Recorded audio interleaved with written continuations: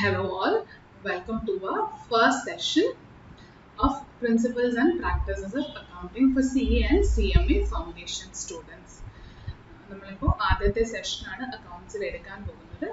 അക്കൗണ്ട്സിനെ കുറിച്ച് പറയുകയാണെങ്കിൽ വളരെ ഇമ്പോർട്ടൻ്റ് ആയിട്ടും ബേസിക് ആയിട്ടുള്ള ഒരു സബ്ജക്റ്റ് ആണ് അക്കൗണ്ടിങ്, വിച്ച് ഈ ഒരു കൊമേഴ്സ് സ്ട്രീമിലേക്ക് തിരിഞ്ഞ് ഇങ്ങനത്തെ പെർട്ടിക്കുലർ പ്രൊഫഷണൽ കോഴ്സസ് ആയ CA CMA പോലെയുള്ള കോഴ്സസ് എടുക്കുന്നവർക്ക് എന്തായാലും അറിഞ്ഞിരിക്കേണ്ട ഒരു സബ്ജക്റ്റാണ്.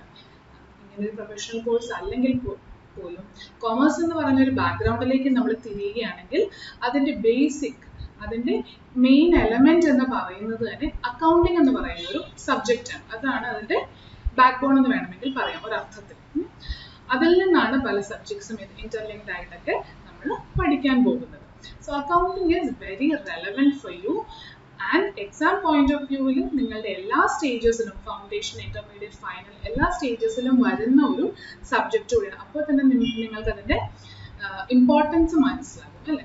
സോ ഇതിൽ ഈ ക്ലാസ്സിൽ ഇരിക്കുന്ന പലരും തന്നെ കൊമേഴ്സ് ബാക്ക്ഗ്രൗണ്ടിൽ നിന്നുള്ളവർ കാണും. ഇനി സയൻസ് ബാക്ക്ഗ്രൗണ്ട് ഉള്ളവരും ഉണ്ടായിരിക്കാം. ബട്ട് ഡോണ്ട് വറി, നമ്മൾക്ക് ഫൗണ്ടേഷൻ ലെവലിൽ കവർ ചെയ്യാനുള്ളത് ഫ്രം ദ ബേസിക്സ് ആണ്. അക്കൗണ്ടിങ്ങിനെ കുറിച്ച് ഒന്നും അറിയാത്ത ഒരാൾ അക്കൗണ്ടിങ് എന്ന് പറയുന്ന പുതിയൊരു ലോകത്തേക്ക് വന്നു കഴിഞ്ഞാൽ അവരെ പിച്ച വെച്ച് നടത്തി നമ്മൾ ഫൈനൽ സ്റ്റേജ് വരെ എത്തിക്കുന്നു. എന്നിട്ട് അവിടുന്ന് അവർ പ്രാക്ടിക്കൽ വേൾഡിലേക്ക് പോവുകയാണ്. സോ ആ ഫൈനൽ സ്റ്റാർട്ടിങ് സ്റ്റേജ് ബേസിക്സ് തൊട്ടാണ് നമ്മൾ ഫൗണ്ടേഷൻ സ്റ്റേജിൽ പഠിക്കാൻ പോകുന്നത്. എന്നിട്ട് അതിൻ്റെ ലെവൽ ഓഫ് ഡിഫിക്കൽട്ടി ഇൻക്രീസ് ചെയ്താണ് ഫൈനൽ വരെ എത്തുന്നത്. ആൻഡ് ഇൻ ബിറ്റ്വീൻ നിങ്ങളുടെ പ്രാക്ടിക്കൽ ട്രെയിനിങ് വഴിയും നിങ്ങൾക്ക് ഒത്തിരി എക്സ്പോഷേഴ്സ് ഒക്കെ കിട്ടും. സോ ഫൗണ്ടേഷനിൽ കൊമേഴ്സ് ബാക്ക്ഗ്രൗണ്ടിൽ നിന്ന് ഓൾറെഡി +1 +2 കഴിഞ്ഞ് വന്നവർക്ക് കുറെയെങ്കിലും ഇപ്പോൾ അറിയായിരിക്കും.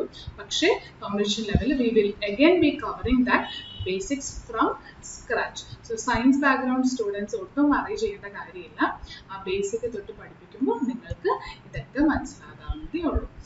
സോ നമ്മൾക്ക് ക്ലാസ് തുടങ്ങുന്നതിന് മുന്നേ let's have A small introduction. ഇപ്പോൾ ഫേസ് ടു ഫേസ് ക്ലാസ്സസ് ഒക്കെ ആയിരുന്നെങ്കിൽ ഞാൻ പേഴ്സണലി എല്ലാവരുടെയും പേരൊക്കെ ചോദിച്ച് ഒരു സെൽഫ് ഇൻട്രൊഡക്ഷൻ നടത്താൻ പറയും. So that I get to know my students. അതാണ് എൻ്റെ ഒരു ശൈലി.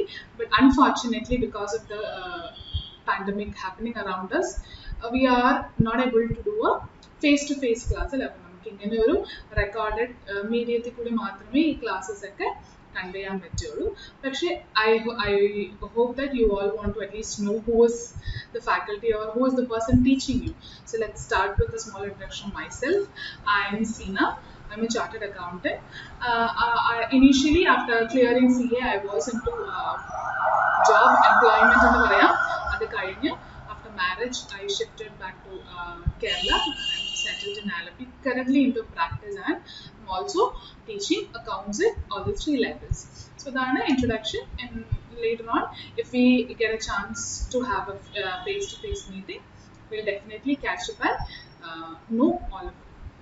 ഇനി ക്ലാസ്സസ് എടുക്കുമ്പോൾ നിങ്ങൾക്ക് എന്തെങ്കിലും ഡൗട്ട്സ് ഉണ്ടെങ്കിൽ, ഇപ്പോൾ ഫേസ് ടു ഫേസ് ക്ലാസ് ഉണ്ടായിരുന്ന സമയത്തൊക്കെ ഡൗട്ട്സ് ഉണ്ടെങ്കിൽ ഇമ്മീഡിയറ്റ്ലി അപ്പോൾ തന്നെ ക്ലിയർ ചെയ്യുകയോ ക്ലാസ് തീരുന്ന ആ ലാസ്റ്റ് 10 minutes 15 minutes ഒക്കെ ക്ലിയർ ചെയ്ത് പോകാനായിട്ട് ശ്രദ്ധിച്ചിരുന്നത്. പക്ഷെ ഇപ്പോൾ അങ്ങനെ പറ്റാത്തത് കാരണം I would advise you, if you have any questions, keep it aside. അതൊക്കെ ഒന്ന് കൺസോൾട്ടേറ്റ് ചെയ്ത് നിങ്ങളുടെ നോട്ടിൽ എവിടെയെങ്കിലും ഒന്ന് എഴുതി വെക്കുക. എന്നിട്ട് നമുക്ക് കുറച്ച് ടോപ്പിക്സ് കഴിയുമ്പോൾ ഒരു ഡൗട്ട് ക്ലിയറിംഗ് സെഷൻ പോലെ ഒരു ലൈവ് സെഷനെല്ലാം കണ്ടക്ട് ചെയ്യാം. In that you can clarify your doubts and make sure that your basics are all right. So ഇങ്ങനെയൊക്കെ നമ്മൾ ചെയ്യുന്നതിൻ്റെ റീസൺ, അൺഫോർച്ചുനേറ്റ്ലി നമുക്ക് ഫേസ് ടു ഫേസ് ക്ലാസ്സസ് നടത്താത്തത് കാരണമാണ്.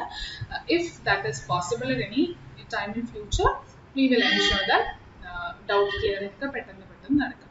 ബട്ട് റെക്കോർഡഡ് ക്ലാസ്സസിൽ നിങ്ങൾ മാക്സിമം ശ്രദ്ധിച്ചിരിക്കുക. നിങ്ങൾക്ക് ക്ലിയർ ആവുന്ന പോലെ ആയിരിക്കും കോൺസെപ്റ്റ്സ് പഠിപ്പിക്കാൻ പോകുന്നത്. പക്ഷെ ക്ലിയർ ആകാത്ത എന്തെങ്കിലും ഭാഗങ്ങളുണ്ടെങ്കിൽ അത് നോട്ട് ചെയ്ത് വെക്കുക. പിന്നെ അക്കൗണ്ട്സ് എന്ന് പറയുന്ന ഒരു സബ്ജക്റ്റ്, ഇതിനെക്കുറിച്ച് ഒന്നും അറിയാത്ത ഒരാളാണെങ്കിൽ പറയാം, ഇത് കുറെ നമ്പേഴ്സ് റിലേറ്റഡ് ആയിട്ടുള്ള ഒരു പ്രോബ്ലം പേപ്പറാണ്. നമ്മൾ പറയും അല്ലേ, നിങ്ങളുടെ +2 വരെയുള്ള ലെവലിൽ നിങ്ങൾ തിയറി പേപ്പേഴ്സും കണ്ടിട്ടുണ്ടായിരിക്കും, പ്രോബ്ലം പേപ്പേഴ്സും കണ്ടു. തിയറി എന്ന് വെച്ചാൽ സോഷ്യൽ സയൻസ് ഒക്കെ ഒത്തിരി തിയററ്റിക്കലി അല്ലെ, കുറേ എഴുത്തുകളാണ്, വാക്കുകളും വേർഡ്സും അല്ലെ, ലാംഗ്വേജ് സെന്റൻസ് ഒക്കെ വെച്ച് നമ്മൾ കുറേ തിയറിയാണ് പഠിക്കുന്നത്. with pictorial representation that is there, but basically it's a theory paper. But accountancy it is a combination of both. Theory നിങ്ങളുടെ സ്ട്രോങ് ആണെങ്കിൽ മാത്രമാണ് നിങ്ങൾക്കത് വർക്ക്ഔട്ട് ചെയ്യാൻ പറ്റുള്ളൂ. പക്ഷേ അത് പ്രോബ്ലം പേപ്പർ കൂടിയാണ്, അതായത് ഒത്തിരി നമ്പേഴ്സുമായിട്ട് നമ്മൾ കളിക്കുന്ന ഒരു സബ്ജക്റ്റ് ആണ്. സോ അതിനുവേണ്ടി നിങ്ങൾക്ക് എപ്പോഴും ഒരു അക്കൗണ്ട്സിന് വേണ്ടി മാത്രമായിട്ട് ഒരു നോട്ട് കാണണം. പിന്നെ കാൽക്കുലേറ്ററും വേണം. സയന്റിഫിക് കാൽക്കുലേറ്റർ അല്ല, ഒരു normal calculator. Scientific calculators are not allowed for exam. So science background ഉള്ള ആരെങ്കിലും സയന്റിഫിക് കാൽക്കുലേറ്റേഴ്സ് ആയിട്ട് എക്യുപ്ഡ് ആയിട്ടുള്ളവരുണ്ടെങ്കിൽ അതൊന്ന് മാറ്റി ഒരു നോർമൽ കാൽക്കുലേറ്ററിലേക്ക് പോയി അതുമായിട്ടൊന്ന് ഫെമിലിയറൈസ് ചെയ്യുക. ഇനി ടെക്സ്റ്റിൻ്റെയും മെറ്റീരിയലിൻ്റെയും കാര്യം ഫൗണ്ടേഷൻ ലെവലിൽ നമ്മൾ കൂടുതലും റെഫർ ചെയ്യാൻ പോകുന്നത് നമ്മുടെ ഇൻസ്റ്റിറ്റ്യൂട്ടിൽ നിന്ന് കിട്ടിയ സ്റ്റഡി മെറ്റീരിയൽ തന്നെയായിരിക്കും. പിന്നെ അതിന് ആഡഡ് ഓൺ ആയിട്ട് കോൺസെപ്റ്റ്സ് ക്ലാരിറ്റിക്ക് വേണ്ടി നമ്മൾ ലൈവ് എക്സാമ്പിൾസ് ഒക്കെ എടുത്തായിരിക്കും ചെയ്യുന്നത്. സോ നിങ്ങൾക്ക് സെപ്പറേറ്റ് ഒരു ടെക്സ്റ്റ് ആയിട്ട് ഇപ്പോൾ ചിലത് കിട്ടില്ല for accounting. But as and when we go head with ഈ ചാപ്റ്റർ ഓർ യൂണിറ്റ്സ് നിങ്ങൾക്ക് അഡീഷണലി കുറച്ച് പ്രോബ്ലം ചെയ്യണം, അല്ലെ അഡീഷണലി കുറച്ച് ക്വസ്റ്റ്യൻസ് തരണം ഫോർ കോൺസെപ്ച്വൽ ക്ലാരിറ്റി, അല്ലെ അഡീഷണൽ കുറച്ച് തിയറി തരണം ഫോർ കോൺസെപ്ച്വൽ ക്ലാരിറ്റി എങ്കിൽ I will pass on those to ചാരുതവ്യയിലുള്ള കോർഡിനേറ്റേഴ്സിൻ്റെ കയ്യിൽ കൊടുക്കും. അപ്പോൾ അവർ നിങ്ങളിലേക്ക് അത് എങ്ങനെയും എത്തിച്ചു, അല്ലെങ്കിൽ പ്രിന്റഡ് ആയിട്ട് നിങ്ങൾക്ക് തരും, അല്ലെങ്കിൽ മെയിൽ അയച്ചോ നിങ്ങൾക്ക് എത്തിക്കുന്നതായിരിക്കും. ബട്ട് അതർവൈസ് നിങ്ങളുടെ കയ്യിൽ സ്റ്റഡി മെറ്റീരിയൽ ഉണ്ടെങ്കിൽ അത് മാത്രം മതി. And then we will be taking a live examples as well നമ്മൾ ഈ ക്ലാസ് എടുക്കുമ്പോൾ തന്നെ ഡിസ്കസ് ചെയ്യുന്ന കുറച്ച് എക്സാമ്പിൾസ് കാണും. പിന്നെ പഴയ ക്വസ്റ്റ്യൻ പേപ്പറൊക്കെ ഞാൻ പറയും റെഫർ ചെയ്യുന്നുണ്ടെങ്കിൽ. So you will have the material in hand with you while we are dealing with this subject, principles and practices of accounting. Yeah? So let us start without much ado. അപ്പോൾ accounting വളരെ important ആയിട്ടുള്ള ഒരു subject ആണ്. നമ്മൾ പറഞ്ഞു അല്ലേ, എല്ലാ ലെവൽസിലും നിങ്ങൾക്ക് ആവശ്യമായിട്ടുള്ള ഒരു സബ്ജക്റ്റ് ആണ്. സോ അക്കൗണ്ടിങ് എന്നാൽ എന്താണ്, അല്ലെ അതിൻ്റെ ഒരു ആവശ്യകത നിങ്ങളുടെ കാഴ്ചപ്പാടിൽ എന്താണെന്ന് നമുക്കൊന്ന് നോക്കാം. അല്ലെങ്കിൽ ഒരു ലേമൻ ടേംസിൽ വാട്ട് ഈസ് അക്കൗണ്ടിങ് എന്ന് നമുക്കൊന്ന് മനസ്സിലാക്കാൻ ശ്രമിക്കാം. So let us take example of all you people, all you 12 students. 12th നിങ്ങൾ പൊക്കോണ്ടിരിക്കുന്ന സ്റ്റുഡൻസ് ആയിട്ട് അസ്യൂം നമ്മൾ പൊക്കോണ്ടിരിക്കുന്നവരാണ് നമ്മൾ മനസ്സിലെടുത്തുകൊണ്ട് ഒരു എക്സാമ്പിൾ ആയിട്ട്. അപ്പം നിങ്ങൾ എല്ലാ ദിവസവും സ്കൂളിൽ പോകുന്നു. സ്കൂളിൽ പോകുമ്പോൾ ഇവിടെ ആലപ്പുഴയിൽ ഞാൻ കണ്ടിട്ടുണ്ട് കൂടുതലും സ്റ്റുഡൻസ് ഒക്കെ സൈക്കിളിലാണ് പോകുന്നത്. നമുക്കത് വേണ്ട, ഒരു 2 ബസ് മാറി കയറി പോവേണ്ട ഒരു സ്ഥലത്താണ് നിങ്ങളുടെ സ്കൂൾ എന്ന് നോക്കുക.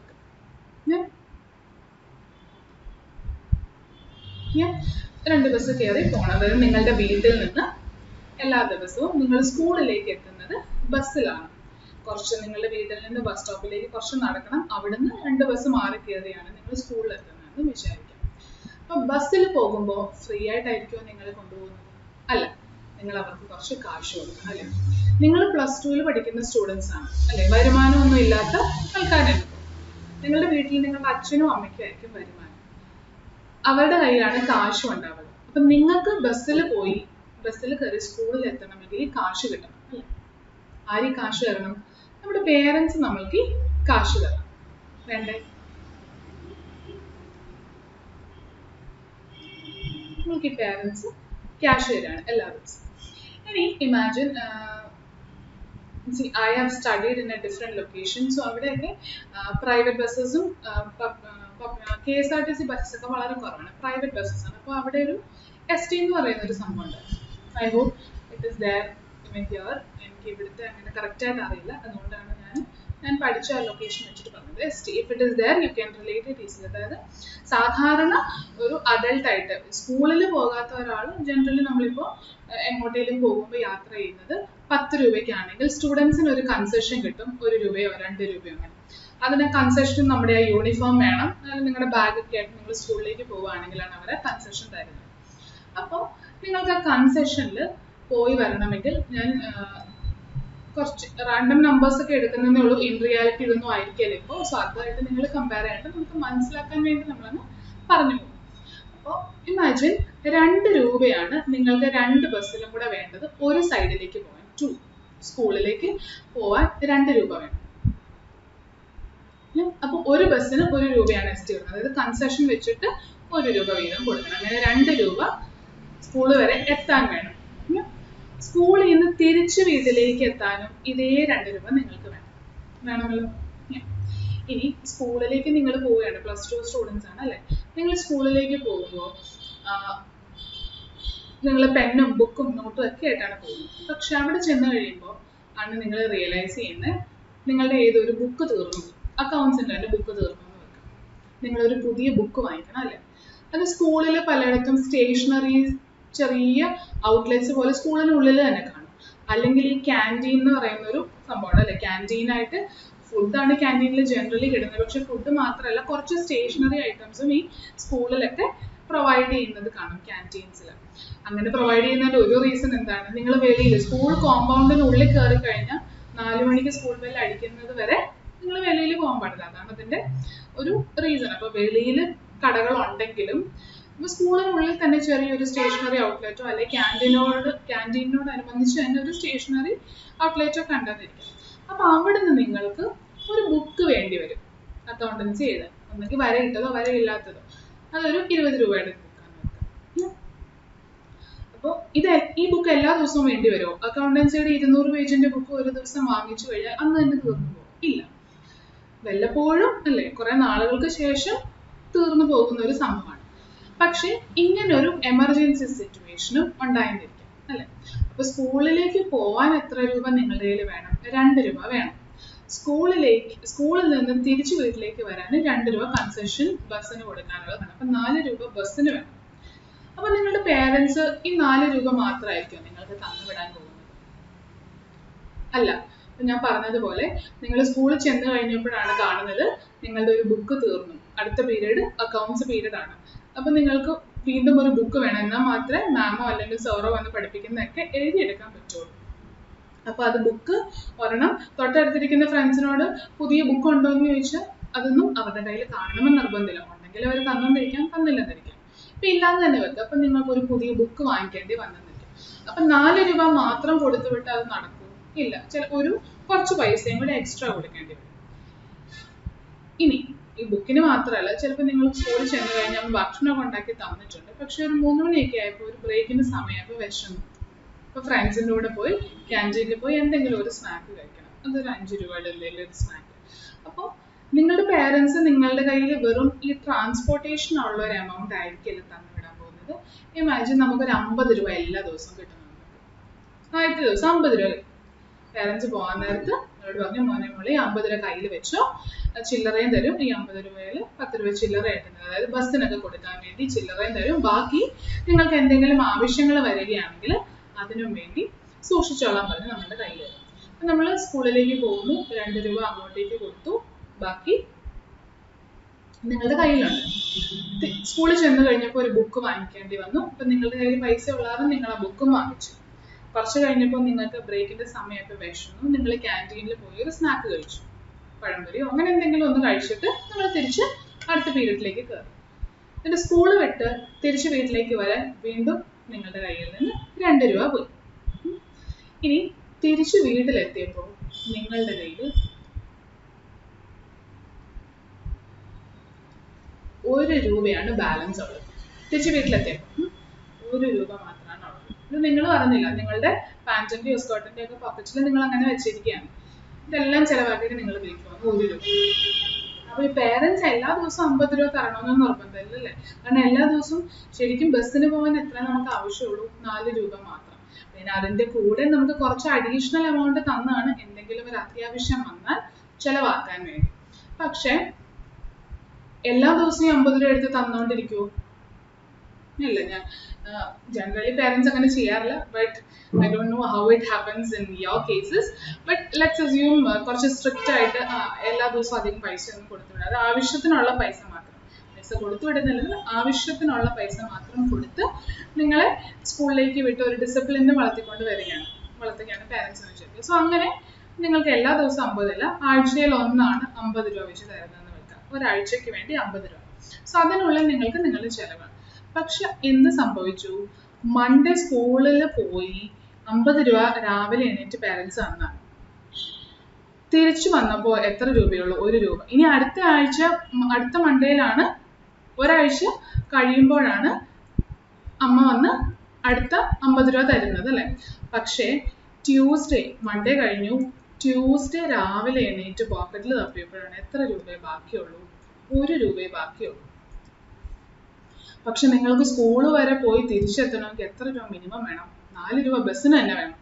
നിങ്ങളുടെ കയ്യിലോ 1 രൂപ. ഒബ്വിയസ്ലി നിങ്ങൾ അടുത്തത് എന്ത് ചെയ്യണം? അമ്മയോട് വീണ്ടും ചെന്ന് പറയണം, അമ്മ എൻ്റെ കയ്യിൽ 1 രൂപയേ ഉള്ളൂ, വണ്ടിക്കൂലിക്ക് പോലും കാശ് മുഴുവനില്ല, അമ്മ അച്ഛനോട് പറഞ്ഞ് തരണമെന്ന്, അല്ല അമ്മ തരണമെന്ന് കേട്ടോ. അമ്മ ഇമ്മീഡിയറ്റ്ലി എടുത്ത് തരുമോ? ചിലർ തന്നിരിക്കാം, ചിലർ ചോദിക്കും. ഇന്നലെയല്ലേ 50 രൂപ തന്നെ, ഒരാഴ്ചത്തേക്ക് വേണ്ടി 50 തന്നിട്ട്, ഈ 50 എന്നൊക്കെ പറയുന്ന in real life might not be very high amount. ഞാനൊരു എക്സാമ്പിൾ പോയിന്റ് ഓഫ് വ്യൂവിലും പിന്നെ കുറച്ചൊക്കെ ഞാൻ സ്കൂളിൽ പോയപ്പോഴുള്ള ആ ഒരു എമൗണ്ട് ഒക്കെ വെച്ചിട്ട് ഏകദേശം ഒരു കണക്ക് പറഞ്ഞാണ് കേട്ടോ. സോ നിങ്ങൾ ഇത് വളരെ ചെറുതാണ്, ഇതിന് ഒരു ദിവസം കൊണ്ടും തികയില്ല എന്നൊന്നും അധികം അസ്യൂം ചെയ്യേണ്ട. അതുകൊണ്ടാണ് ഞാൻ എക്സാമ്പിൾ ആയിട്ട് 2 രൂപ എന്നൊക്കെ പറഞ്ഞ് തുടങ്ങിയത് തന്നെ. അതായത് ഈ 50 രൂപ ആമ്പിൾ ആണ് എന്ന് കാണിക്കാൻ വേണ്ടിയാണ് ഞാൻ എക്സാമ്പിളിൽ 2 രൂപ വെച്ച് ബസ്സിന്റെ പൈസ ഒക്കെ പറഞ്ഞത്. സോ അങ്ങനെ ഇരിക്കെ ട്യൂസ്ഡേ രാവിലെ 1 രൂപയേ ഉള്ളൂ. അപ്പോൾ നമ്മുടെ അമ്മ പറയുകയാണ്, എന്നാൽ ശരി മോനെ, എന്നാ പിടിച്ചു അടുത്ത 50 രൂപ. ഇങ്ങനെ പറയണം നിർബന്ധമുണ്ടോ? ഇല്ല. ഒരു പ്രാവശ്യമെങ്കിലും ചോദിച്ചെന്നിരിക്കും അല്ലേ. ഇന്നലെ അല്ലേ 50 രൂപ തന്നത് ഒരാഴ്ചത്തേക്ക് വേണ്ടി, എന്നിട്ട് ബാക്കി 49 രൂപ നീ തീർത്തോ? എവിടെയാ നീ തീർത്തേ എന്ന് പേരൻസ് ചോദിച്ചെന്നിരിക്കാം. എവിടെ തീർത്തു എന്ന് നമ്മൾക്ക് മറുപടി പറയാൻ പറ്റുമോ? ബസ്സിൽ പോയി 4 രൂപ, അതറിയാം, 49. ബാക്കി 49 രൂപയാണ് നമ്മൾ സ്പെൻഡ് ചെയ്തത് അല്ലേ, ചെലവാക്കിയത്. ഇതിൽ 4 രൂപ ബസ്സിന്റെ പൈസയാണ് നമുക്കറിയാം. ബാക്കി 45 രൂപയെ കുറിച്ച് നമുക്കൊരു ഐഡിയ ഇല്ല. ബുക്ക് വാങ്ങിച്ചിട്ടുണ്ട്, പിന്നെ ക്യാൻറ്റീനിൽ പോയി കുറെ ഭക്ഷണം കഴിച്ചിട്ടുണ്ട്, ഫ്രണ്ട്സിന് കുറച്ച് ട്രീറ്റ് കൊടുത്തിട്ടുണ്ട്. പക്ഷെ 45 രൂപ എങ്ങനെ തീർന്നു എന്ന് നമുക്കറിയില്ല. ഇനി ബുക്ക് വാങ്ങിച്ച് 20 രൂപ അറിയാമെന്ന് വെക്കുക, ബാക്കി എത്രയുണ്ട്? 25. ഇനി 25 എങ്ങനെ ചെലവാക്കി? ക്യാൻറ്റീനിൽ പോയി ചെലവാക്കി. 25 രൂപയ്ക്ക് എന്താ കഴിച്ചേ എന്നൊക്കെ ചോദിച്ച് നമ്മൾ ലിസ്റ്റ് ഒക്കെ എടുക്കണം. ഇതിന് മാത്രം ചെലവായോ നിനക്ക് ഒരാൾക്ക് എന്നൊക്കെ ചോദിക്കുകയാണെങ്കിൽ നമുക്ക് പറയാനൊരു ബ്രേക്കപ്പ് ഇല്ല, അല്ലെങ്കിൽ എങ്ങനെയാണ് ഈ 49 രൂപ നമ്മൾ ഫുള്ള് തീർത്തെന്ന് നമുക്ക് പറയാൻ പറ്റില്ല. അങ്ങനെ പറയാൻ പറ്റണമെങ്കിൽ ബസ്സിന് 4 രൂപയും ബുക്കിന് 20 രൂപയായി, ക്യാൻറ്റീനിൽ അമ്മ ഞാൻ കുറച്ച് സ്നാക്സ് കഴിച്ചു, ഒരു നാരങ്ങ വെള്ളം കുടിച്ചു, അതിനെല്ലാത്തിനും കൂടെ 10-15 രൂപ വെച്ചിട്ടാണ്, അങ്ങനെയാണ് 25 രൂപ തീർന്നതെന്ന് നമ്മൾ പറയുകയാണെന്ന് വെച്ചു. അങ്ങനെ പറയണമെങ്കിൽ നമ്മളുടെ കയ്യിൽ എന്ത് ഇൻഫർമേഷൻ വേണം? ബസ് 4 രൂപയാണെന്ന് നമ്മൾ അറിയണം, ബുക്കിന് 20 രൂപയാണെന്ന് നമ്മൾ അറിയണം, പിന്നെയോ ക്യാൻറ്റീനിൽ ചെലവാക്കിയത് നാരങ്ങാ വെള്ളത്തിന് ഇത്രയും, അല്ലെങ്കിൽ കഴിച്ച സ്നാക്കിനും ഫ്രണ്ട്സിന് കൊടുത്ത സ്നാക്കിനും കൂടി ചേർത്ത് 10-15-25 രൂപയാണ് നമ്മൾക്ക് അറിയണം. ഈ ഇൻഫർമേഷൻ നിങ്ങളുടെ കയ്യിൽ, നിങ്ങൾ ഒന്നെങ്കിൽ മനസ്സിൽ ഓർത്ത് വെച്ച് റിമെമ്പർ ചെയ്യാൻ, അതായത് ഓർമ്മയിൽ സൂക്ഷിക്കാൻ കഴിയുന്ന ഒരാളാണെങ്കിൽ ഓർമ്മയിൽ വെക്കുന്ന ഒരാളാണെങ്കിൽ അങ്ങനെ, അല്ലാത്തവർ എന്ത് ചെയ്യും? ചിലപ്പോൾ പണ്ട് നമുക്ക് സ്കൂളിലേക്ക് ഫോൺ കൊണ്ടുപോകാൻ പറ്റില്ല, അപ്പോൾ നമ്മൾ നോക്കുക നിങ്ങളുടെ ബുക്കിലോ ഡയറി ഒക്കെ ഉണ്ടല്ലോ സ്കൂളിൽ, അപ്പോൾ ഡയറിയിൽ എവിടെയെങ്കിലും ഒന്ന് എഴുതി വെച്ച ആളാണെന്ന് വിചാരിക്കും. അങ്ങനെ എഴുതി വെക്കുന്നതാണ് ഇൻ സിമ്പിൾ ടേംസ് അക്കൗണ്ടിങ്. അതായത് നിങ്ങൾ ചെലവാക്കിയ, നിങ്ങളുടെ കയ്യിൽ ഉണ്ടായിരുന്ന 50 രൂപ, വീട്ടുകാർ ഒരാഴ്ചത്തേക്ക് വേണ്ടി തന്നുവിട്ട ഈ 50 രൂപ ഒരാഴ്ച ചെലവാക്കാൻ തന്നാണ്, പക്ഷെ നിങ്ങൾ ഒരു ദിവസം കൊണ്ടത് ചെലവാക്കി തീർത്തു, ബാക്കി 1 രൂപയേ ഉള്ളൂ. 49 രൂപ എവിടെ ചെലവാക്കി എന്ന് ചോദിക്കുമ്പോൾ നിങ്ങൾക്ക് പറയാൻ പറ്റുകയാണ് 4 രൂപ ബസ്സിന്, 20 രൂപ ബുക്കിന്, പിന്നെ 10-15 രൂപ വെച്ച് ക്യാൻറ്റീനിൽ ചെലവാക്കി എന്ന് നിങ്ങൾക്ക് പറയാൻ പറ്റണമെങ്കിൽ അതിൻ്റെ അർത്ഥം ഒന്നെങ്കിൽ നിങ്ങളുടെ മനസ്സിൽ, അതായത് മെമ്മറൈസ് ചെയ്യാൻ കഴിവുള്ളവരാണെങ്കിൽ നിങ്ങളുടെ മനസ്സിൽ, അല്ലെങ്കിൽ നിങ്ങളുടെ ബുക്കിൽ എവിടെയാണ് നിങ്ങൾ ഇത് എഴുതിയിട്ടിട്ടുണ്ടാവും. ഈ എഴുതിയിടുന്നതാണ് nothing but accounting in very simple and layman terms. അതായത് ഒരു സാധാരണക്കാരന് പറഞ്ഞു കൊടുക്കാൻ പറ്റുന്ന രീതിയിൽ ഞാൻ എക്സ്പ്ലെയിൻ ചെയ്തതാണ്. ഇനി accounting in detail as a subject we are going to learn, but as far as a person is concern, accounting എന്ന് ചോദിച്ചാൽ ഈ ഒരു കണക്ക് നിങ്ങളുടെ കയ്യിലുണ്ടോ, നിങ്ങൾ അത് എവിടെയെങ്കിലും എഴുതിയിട്ടിട്ടുണ്ടോ, അല്ലെങ്കിൽ നിങ്ങളുടെ മനസ്സിലാണെങ്കിലും കൂട്ടി നോക്കിയിട്ടുണ്ടോ, അതാണ് അക്കൗണ്ടിങ്ങിന്റെ ബേസ് എന്ന് പറയുന്നത്. സോ ഇത്രയും മനസ്സിലായി എന്ന് വിശ്വസിക്കുന്നു. Now let us go into the subject. നിങ്ങൾക്ക് പഠിക്കാൻ പോകുന്നത് സബ്ജക്റ്റ് പോലെ നമ്മൾക്ക് മനസ്സിലാക്കുക അല്ലേ. ഇപ്പോൾ ഈ ഇൻഫർമേഷൻ നിങ്ങളുടെ കയ്യിൽ ഇല്ലെങ്കിൽ നിങ്ങളുടെ പേരൻസിന് ഒരു ഉത്തരം കൊടുക്കാൻ പറ്റില്ല. അപ്പോൾ അമ്മ പറയാണ്, അങ്ങനെയാണെങ്കിൽ ഇന്ന് കറക്റ്റ് 3 രൂപയും കൂടെ തന്നുവിടും, നാളെ തൊട്ട് വെള്ളിയാഴ്ച വരെയുള്ള കാര്യം അച്ഛനോട് നേരിട്ട് സംസാരിക്കുകയോ വേറെ എന്തെങ്കിലും മാർഗം കണ്ടുപിടിച്ചോ, എനിക്ക് തരാൻ പറ്റില്ല എന്നൊക്കെ പറഞ്ഞെന്നിരിക്കുക അല്ലേ. അപ്പം പല ഡിസിഷൻസും ഏതിൽ ബേസ് ചെയ്തിരിക്കും? അമ്മയുടെ ഡിസിഷൻ, അമ്മ പറയാൻ പോകുന്ന മറുപടി, നമ്മൾ കൊടുക്കുന്ന ഇൻഫർമേഷൻ. നമ്മൾ വളരെ ലാഘവത്തോടെ അതൊക്കെ ചിലവായിപ്പോൾ അമ്മ എവിടെയാണെന്നൊന്നും എനിക്ക് അറിയില്ല. അപ്പോൾ ചിലപ്പോൾ കുറച്ച് ചൂടാവുന്നോ അല്ലെങ്കിൽ കുറച്ച് സ്ട്രിക്റ്റ് ആയിട്ട് നിൽക്കുന്ന അമ്മയാണെങ്കിൽ പറയും, അങ്ങനെയാണ് എന്നോട് ചോദിക്കേണ്ട, അച്ഛനോട് വേണം ചോദിച്ചിട്ട് പൈസ കൊണ്ടുപോകും. അല്ല, അമ്മയാണ് ഈ സ്കൂളിൽ പോകുന്നിടത്ത് എല്ലാ ദിവസവും പൈസ ഡീൽ ചെയ്യുന്നതും തരുന്നതൊക്കെ അമ്മയാണെങ്കിൽ അമ്മ പറയും, എനിക്കിനി തരാൻ പറ്റിയതില്ല, എന്താണെന്ന് വെച്ചാൽ ചെയ്തോ, അല്ലെങ്കിൽ എങ്ങനെയാണെന്ന് വെച്ചാൽ മാനേജ് ചെയ്തോ, കൂട്ടുകാരുടെ സൈക്കിളിൽ പോവുകയോ നടന്നോ, എങ്ങനെയാണെന്ന് വെച്ചാൽ മാനേജ് ചെയ്യോ. കുറച്ച് സ്ട്രിക്റ്റ് ആയിട്ട് നിൽക്കുന്ന ഒരാളാണെങ്കിൽ അങ്ങനെയും ചെയ്തെന്നിരിക്കുക അല്ലേ.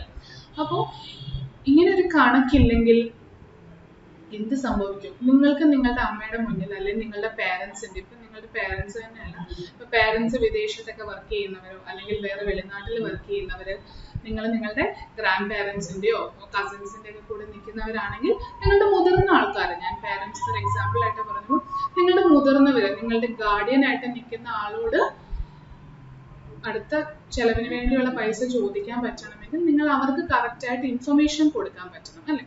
ആ ഇൻഫർമേഷൻ നിങ്ങൾ കൊടുക്കുന്നത് നേരാവണ്ണമാണ്, സത്യമാണെന്നൊക്കെ മനസ്സിലാക്കിയാണ് അവരടുത്ത അവരുടെ ആക്ഷൻ ചെയ്യുന്നത്. ഒന്നെങ്കിൽ വഴക്ക് പറയും, അല്ലെങ്കിൽ നമുക്ക് പൈസ തരും, അല്ലെങ്കിൽ നമ്മൾ ഉപദേശിക്കും. ഇങ്ങനെ അടുത്ത സെറ്റ് ഓഫ് ആക്ഷൻസിലേക്ക് പോകുന്നത് ഇങ്ങനെ ഒരു ക്ലിയർ കട്ട് ആയിട്ട് നിങ്ങൾക്ക് ഈ കാര്യങ്ങളൊക്കെ പറഞ്ഞ് മനസ്സിലാക്കാൻ പറ്റുകയാണെങ്കിലാണ്.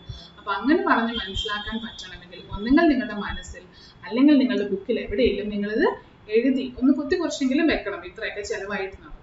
അപ്പൊ വീട്ടിലൊക്കെ ചിലപ്പോൾ അച്ഛനും അമ്മയൊക്കെ കണക്ക് നോക്കുമ്പോൾ ഇങ്ങനെ എഴുതുന്ന കാണത്തില്ലേ, പേപ്പറിന്റെ സൈഡിലോ അല്ലെങ്കിൽ ചെറിയ ബുക്കിൽ ഡയറിയിലൊക്കെ ഇത്ര ശമ്പളം വന്നു, അതിന് ഇത്ര ചെലവ്, മോന്റെ സ്കൂളിലേക്ക് ഇത്ര, മോളുടെ ഡാൻസിന് ഇത്ര എന്നൊക്കെ പറഞ്ഞു. സോ ആ ഒരു സിമ്പിൾ, അതാണ് ലേമൻ ടേംസിൽ accounting. But when it comes to a professional and we are going to deal accounting as an independent and very important subject in terms of business and economic growth, accounting ഇത്രയും layman termsൽ മാത്രം മനസ്സിലാക്കിയാൽ പോരാ, കുറച്ചും കൂടി in depth ആയിട്ട് നമ്മൾ മനസ്സിലാക്കണം. So let us discuss that.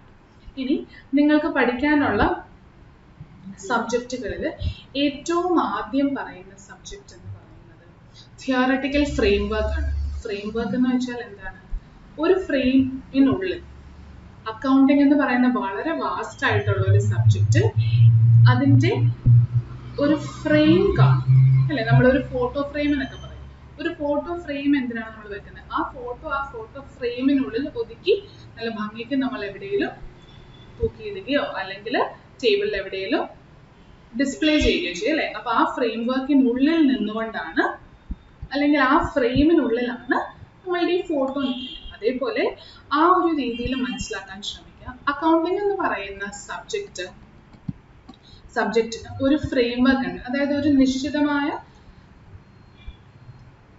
ഒരു സ്ട്രക്ചർ ഉണ്ട്, ഒരു ഫ്രെയിം ഉണ്ട്. ഒരു ഫോട്ടോ ഫ്രെയിമിന്റെ ഒരു വുഡൻ ഫ്രെയിം പോലെ ഒരു ഫ്രെയിം ഉണ്ട്. ആ ഫ്രെയിമിന്റെ ഉള്ളിൽ നിന്നുകൊണ്ടാണ് നമ്മൾ അക്കൗണ്ടിങ് എന്ന് പറയുന്ന സബ്ജക്റ്റിനെ കുറിച്ച് പഠിക്കാൻ പോകുന്നത്. അപ്പൊ നിങ്ങൾക്ക് ബേസ് ആയിട്ട് അറിഞ്ഞിരിക്കേണ്ടത് ഈ ഫ്രെയിം ഉണ്ടാക്കുന്നത് എങ്ങനെയാണ്, അല്ലെ ഈ ഫ്രെയിം എന്തൊക്കെയാണ് കണ്ടെയ്ൻ ചെയ്യുന്നത്. ഇപ്പോൾ ഒരു ഫോട്ടോ ഫ്രെയിമിന്റെ കാര്യം പറഞ്ഞു, പല മെറ്റീരിയൽസ് ഉപയോഗിച്ച് നമ്മൾക്ക് ഫ്രെയിം ക്രിയേറ്റ് ചെയ്യാമല്ലോ. വുഡ് വെച്ചിട്ടോ പ്ലാസ്റ്റിക് വെച്ചിട്ടോ ഫൈബർ വെച്ചിട്ടോ അങ്ങനെ പല ന്യൂസ് പേപ്പർ വെച്ചിട്ട് ഒക്കെ നമ്മൾക്ക് ക്രാഫ്റ്റ് ചെയ്യാൻ പറ്റുന്ന ഒരു കാര്യമാണ്. അതേപോലെ അക്കൗണ്ടിങ് എന്ന് പറയുന്ന ഈ വാസ്റ്റ് സബ്ജക്റ്റിന്റെ ഫ്രെയിം എന്താണ്, ആ ഫ്രെയിമിൽ അടങ്ങിയിരിക്കുന്നത് എന്തൊക്കെയാണ്, ആ ഫ്രെയിം എങ്ങനെ പ്രിപ്പയർ ചെയ്തത്, അല്ലെങ്കിൽ ഫ്രെയിമിനുള്ളിൽ നിന്നുകൊണ്ട് എങ്ങനെയാണ് അക്കൗണ്ടിങ് നമ്മൾ റെക്കോർഡ് ചെയ്യാൻ പോകുന്നതൊക്കെയാണ് നമ്മൾ പഠിക്കാൻ പോകുന്നത്. So that is what we are going to deal first. ആ ബേസിക്സ് ക്ലിയർ ആയാൽ മാത്രമാണ് നിങ്ങൾ അടുത്ത അഡ്വാൻസ്ഡ് ലെവലിലേക്ക് ജേർണൽസ് എന്താണ്, ലെഡ്ജേഴ്സ് എന്താണ് എന്നൊക്കെ പഠിക്കാൻ പോകുന്നത്. ഈ പറഞ്ഞ 2 വാക്കുകൾ കോമേഴ്സ് പഠിച്ച സ്റ്റുഡൻസിന് ഓൾറെഡി അറിയായിരിക്കും.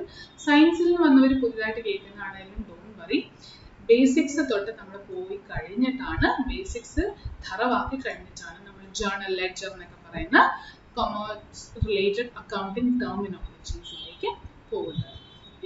ഇനി ഞാൻ ഈ സ്ക്രീനിൽ സ്റ്റഡി മെറ്റീരിയലും CA ഇൻസ്റ്റിറ്റ്യൂട്ടിൻ്റെ സ്റ്റഡി മെറ്റീരിയലും അക്കൗണ്ട്സിൻ്റെ ലിസ്റ്റ് കാണിക്കുന്നുണ്ട്. സോ ദാറ്റ് ഇപ്പോൾ നിങ്ങളുടെ കയ്യിൽ ഇല്ലെങ്കിൽ you can refer that as well. And then simultaneously ഞാൻ വേറെ സ്ക്രീനും where we will write and discuss certain things also will come up in between. Accounting മനസ്സിലാക്കാൻ നമ്മൾ അറിഞ്ഞിരിക്കേണ്ട രണ്ട് വേർഡ്സ് ആണ് ട്രാൻസാക്ഷൻ ആൻഡ് ഇവൻറ്റ്സ്. നമ്മൾ അക്കൗണ്ടിങ് ഒക്കെ നമ്മൾ തൊട്ട് മുന്നേ അക്കൗണ്ടിങ് നിങ്ങളുടെ പേഴ്സണൽ ലൈഫിൽ നിന്ന് ആസ് എ സ്റ്റുഡൻറ്റ് നിങ്ങൾ അക്കൗണ്ടിങ് എങ്ങനെയല്ല ഒരു ലേമൻ എങ്ങനെയാണ് അക്കൗണ്ട് ചെയ്യുന്നതിനെ കുറിച്ച് നമ്മൾ ജസ്റ്റ് ഒരു എക്സാമ്പിൾ പറഞ്ഞു അല്ലേ.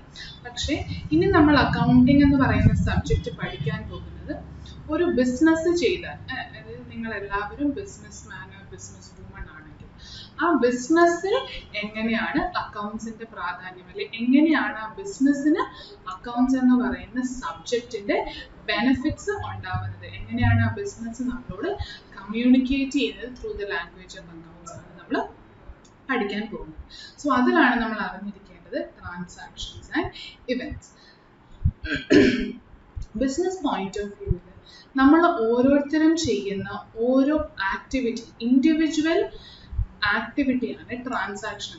അതായത് നിങ്ങളിപ്പോൾ ആലപ്പുഴയിൽ തന്നെയുള്ള അല്ലെങ്കിൽ നിങ്ങളുടെ സ്വന്തം ലൊക്കേഷനിലുള്ള ഒരു സൂപ്പർ മാർക്കറ്റിൽ പോകണ്ട, പ്രീമിയറിലോ ബിസ്മിയിലോ എവിടെയും അവിടെ പോയി നിങ്ങൾ ഒരു ബിസ്ക്കറ്റ് പാക്കറ്റ് വാങ്ങിച്ചു, ദാറ്റ് ഈസ് എ ട്രാൻസാക്ഷൻ. ഇനി പ്രീമിയർ അല്ലെ ബിസ്മി എന്ന് പറയുന്ന സൂപ്പർ മാർക്കറ്റിന്റെ കാഴ്ചപ്പാടിൽ ചിന്തിക്കുക. അവരൊരു ബിസിനസ് ആണ് അല്ലേ, അവരൊരു കച്ചവടമാണ് നടത്തുന്നത്, സൂപ്പർ മാർക്കറ്റിൽ സാധനങ്ങൾ വിൽക്കുന്നു. അപ്പൊ നിങ്ങൾ ഒരാൾ വന്ന് ഈ ബിസ്ക്കറ്റ് വാങ്ങിച്ചു, അപ്പൊ ആ ബിസ്ക്കറ്റ് അവര് നിങ്ങൾക്ക് വിറ്റു. ഈ വിൽക്കുന്ന ബിസ്ക്കറ്റ് എന്ന് പറയുന്ന ആ ഒരു ആക്ടിവിറ്റി, ആ ചെയ്യുന്ന ഒരു വർക്കാണ് എന്ത്, ട്രാൻസാക്ഷൻ. എന്നാൽ ഇങ്ങനെ പല ട്രാൻസാക്ഷൻസും ഒരു ദിവസം പ്രീമിയറിലല്ലേ ബിസ്മി എന്ന് പറയുന്ന സൂപ്പർ മാർക്കറ്റിൽ നടക്കും അല്ലേ. അതായത് പലരും വന്ന് പല സാധനങ്ങളും വാങ്ങിക്കും, ബിസ്ക്കറ്റ് മാത്രമല്ല, provision, stationery items, bath products അല്ലെ, വെജിറ്റബിൾസ്, ഫ്രൂട്ട്സ് എല്ലാം വാങ്ങിച്ചുകൊണ്ടിരിക്കും. അതായത് life, fish or other food items എല്ലാം. സോ അങ്ങനെ പല സാധനങ്ങൾ വാങ്ങിക്കണം. അതെല്ലാം ഇൻഡിവിജ്വലി എന്ത് തന്നെയാണ്, ഇൻഡിവിജ്വൽ ആക്ടിവിറ്റി അല്ലെങ്കിൽ ഇൻഡിവിജ്വൽ ആ ഓരോ കാര്യങ്ങളും ട്രാൻസാക്ഷനാണ്. എന്നാൽ ഈ ട്രാൻസാക്ഷൻ എല്ലാം ഈ ബിസ്മി അല്ലെങ്കിൽ പ്രീമിയർ എന്ന് പറയുന്ന സൂപ്പർ മാർക്കറ്റ് ചെയ്യുന്നത് എന്തിനു വേണ്ടിയാണ്, അൾട്ടിമേറ്റ്ലി എന്തിനായിരിക്കും ചെയ്യുന്നത്? അവരൊരു സൂപ്പർ മാർക്കറ്റ് തുടങ്ങി കച്ചവടം നടത്തുന്നത് എന്തായിരിക്കും? ഒരു കച്ചവടം നിങ്ങൾ നടത്തിയാലും മറ്റൊരാൾ നടത്തിയാലും എയിം എന്താണ്? എപ്പോഴും അത് നല്ല രീതിയിൽ മുന്നോട്ട് പോകണം. ഈ കച്ചവടത്തിൽ നിന്ന് എനിക്കൊരു ലാഭം കിട്ടണം അല്ലേ. നഷ്ടത്തിന് വേണ്ടി നിങ്ങൾ ആരെങ്കിലും കച്ചവടം നടത്തൂ? ഇല്ല, നടത്തില്ല അല്ലേ. അപ്പോൾ അൾട്ടിമേറ്റ്ലി ആ സൂപ്പർ മാർക്കറ്റ് ഈ ഓരോ ട്രാൻസാക്ഷനിലും ഏർപ്പെടുന്നതിന്റെ അൾട്ടിമേറ്റ് എയിം എന്തായിരിക്കും? ആ ഒരു ദിവസം അല്ലെങ്കിൽ ആ ഒരു മാസം, ആ ഒരാഴ്ച, ആ ഒരു വർഷം അവര് ഈ ആക്ടിവിറ്റി ചെയ്യുന്നത് വഴി, ഇൻഡിവിജ്വൽ ട്രാൻസാക്ഷൻസ് ചെയ്യുന്നത് വഴി ഒരു ലാഭത്തിലേക്ക് എത്തണം. ദാറ്റ് ഈസ് ഈ ട്രാൻസാക്ഷൻ്റെ ഒക്കെ റിസൾട്ട് ആയിട്ട് ഒരു ലാഭം വരണം അല്ലേ. ആ റിസൾട്ട് ആണ്, അതായത് ആ പ്രോഫിറ്റ് ജനറേഷൻ. ഞാൻ ഈ ലാഭത്തിന് ഒരു പേര് കൊടുത്തതാണ്. ഇപ്പൊ മലയാളത്തിൽ നമ്മൾ പറയുകയാണ്, ഒരു കച്ചവടം ചെയ്താൽ ലാഭം അല്ലെ നഷ്ടം. ലാഭവും നഷ്ടവും വളരെ ഫ്രീക്വന്റ് ആയിട്ട് നിങ്ങളൊക്കെ നിങ്ങളുടെ പേഴ്സണൽ ലൈഫുകളിൽ കേൾക്കുന്ന ഒരു വാക്കാണ്. അക്കൗണ്ടിങ് ടെർമിനോളജീസിൽ വരുമ്പോൾ നമുക്ക് ആ ലാഭത്തിന് വിളിക്കുന്ന പേരാണ് പ്രോഫിറ്റ് എന്നുള്ളത്. ഇനി നിങ്ങൾ ചെയ്യുന്ന എല്ലാ ആക്ടിവിറ്റിയും അല്ലെങ്കിൽ ആ സൂപ്പർ മാർക്കറ്റ് ചെയ്യുന്ന എല്ലാ ട്രാൻസാക്ഷൻസും ഇൻഡിവിജ്വലി ചെയ്യുന്നതിന്റെ ഉദ്ദേശം എന്താ? അവസാനം ഒരു ലാഭം കിട്ടുന്നത്. അൺഫോർച്ചുനേറ്റ്ലി ചിലപ്പോൾ നഷ്ടം ഉണ്ടായെന്നിരിക്കാം, ആ നഷ്ടത്തിനെ നമ്മൾ വിളിക്കുന്നതാണ് ലോസ്. പക്ഷേ ഇൻഡിവിജ്വൽ ട്രാൻസാക്ഷൻസിന്റെ ഒക്കെ റിസൾട്ട് ആണ് ഈ profit or loss. So each independent activity is a transaction, and collectively all these transactions result into an event which is profit or loss in a business perspective. Business perspective അല്ല, ഇപ്പോൾ നിങ്ങളാണെങ്കിലും നിങ്ങളൊരു class attend ചെയ്യുന്നത് നിങ്ങൾക്ക് ultimately അതിൽ നിന്നൊരു end result വരാനാണ് അല്ലേ? അതായത് നിങ്ങൾക്ക് ഈ സബ്ജക്റ്റ് നല്ലതുപോലെ മനസ്സിലാക്കണം, അത് മാത്രമാണോ എയിം? അല്ല, എക്സാമിന് ക്വസ്റ്റ്യൻസ് ചോദിക്കുമ്പോൾ നല്ലതുപോലെ ആൻസർ ചെയ്ത് നല്ലൊരു റിസൾട്ട്, ഇപ്പൊ 100 മാർക്കാണ് പാസ് പെർസെൻറ്റേജ് എങ്കിൽ, പാസ് മാർക്കെങ്കിൽ മിനിമം 100 നിങ്ങൾക്ക് കിട്ടണം. അതാണ് നിങ്ങളുടെ എൻഡ് ഉദ്ദേശം അല്ലെ, എയിം അല്ലേ? അത് തന്നെയാണ് ഇവന്റ് എന്ന് പറയുന്നത്. ട്രാൻസാക്ഷൻസ് എന്ന് വെച്ചാൽ ചെയ്യുന്ന ഓരോ ആക്ടിവിറ്റി, ആ ഇൻഡിവിജ്വൽ ആയിട്ട് ആക്ടിവിറ്റി എല്ലാം ചെയ്യുന്നത് കളക്റ്റീവ്ലി ഒരു റിസൾട്ടിലേക്ക് എത്തും. ആ റിസൾട്ടാണ്, ആ കളക്റ്റീവ് ആയിട്ട് എത്തുന്ന എൻഡ് റിസൾട്ട് ആണ് ഇവന്റ് എന്ന് പറയുന്നത്, which is nothing but profit or loss in a business perspective. Okay? So I hope that is clear. So event and ട്രാൻസാക്ഷനെ കുറിച്ച് നമ്മൾ പറഞ്ഞു. ഇനി നമ്മൾ അക്കൗണ്ടിങ് എന്ന വാക്ക് നമ്മൾക്കൊന്ന് മനസ്സിലാക്കാം. അത് ഇവിടെ നിങ്ങളുടെ ടെക്സ്റ്റിൽ ഉള്ളതാണ്. But let us read that once aloud.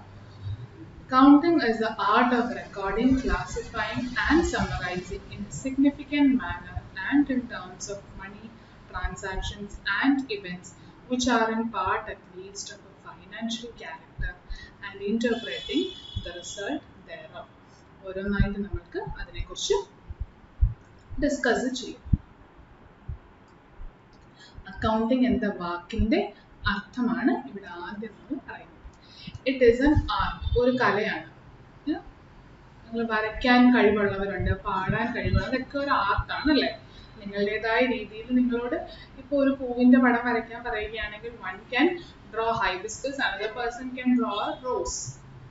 അതെന്ത് വേണമെങ്കിലും നിങ്ങളുടെ ഭാവനയ്ക്ക് അനുസരിച്ച് അതിന് ഏത് കളർ വേണമെങ്കിലും കൊടുക്കാം അല്ലേ? മോഡേൺ ആർട്ട് എന്നൊക്കെ പറഞ്ഞത് ചിലപ്പോൾ എല്ലാവർക്കും മനസ്സിലാവണമെന്നല്ല, അങ്ങനെയുണ്ട്. സോ ആർട്ടാണ് നിങ്ങളുടേതായ സ്വന്തം ഇന്റർപ്രിട്ടേഷനിൽ നിങ്ങൾ ചെയ്യുന്നൊരു, അതെ, കുറച്ച് ക്രിയേറ്റിവിറ്റി ഒക്കെ കൂടി ഇൻക്ലൂഡ് ചെയ്ത് ചെയ്യുന്നൊരു കാര്യമാണ്. സോ അക്കൗണ്ടിങ് ഇപ്പോൾ ആർട്ട് എന്നാണ് നമ്മൾ പറയുന്നത്. അത് എന്തുകൊണ്ടാണ് എന്നൊക്കെ നമുക്ക് പറയാം.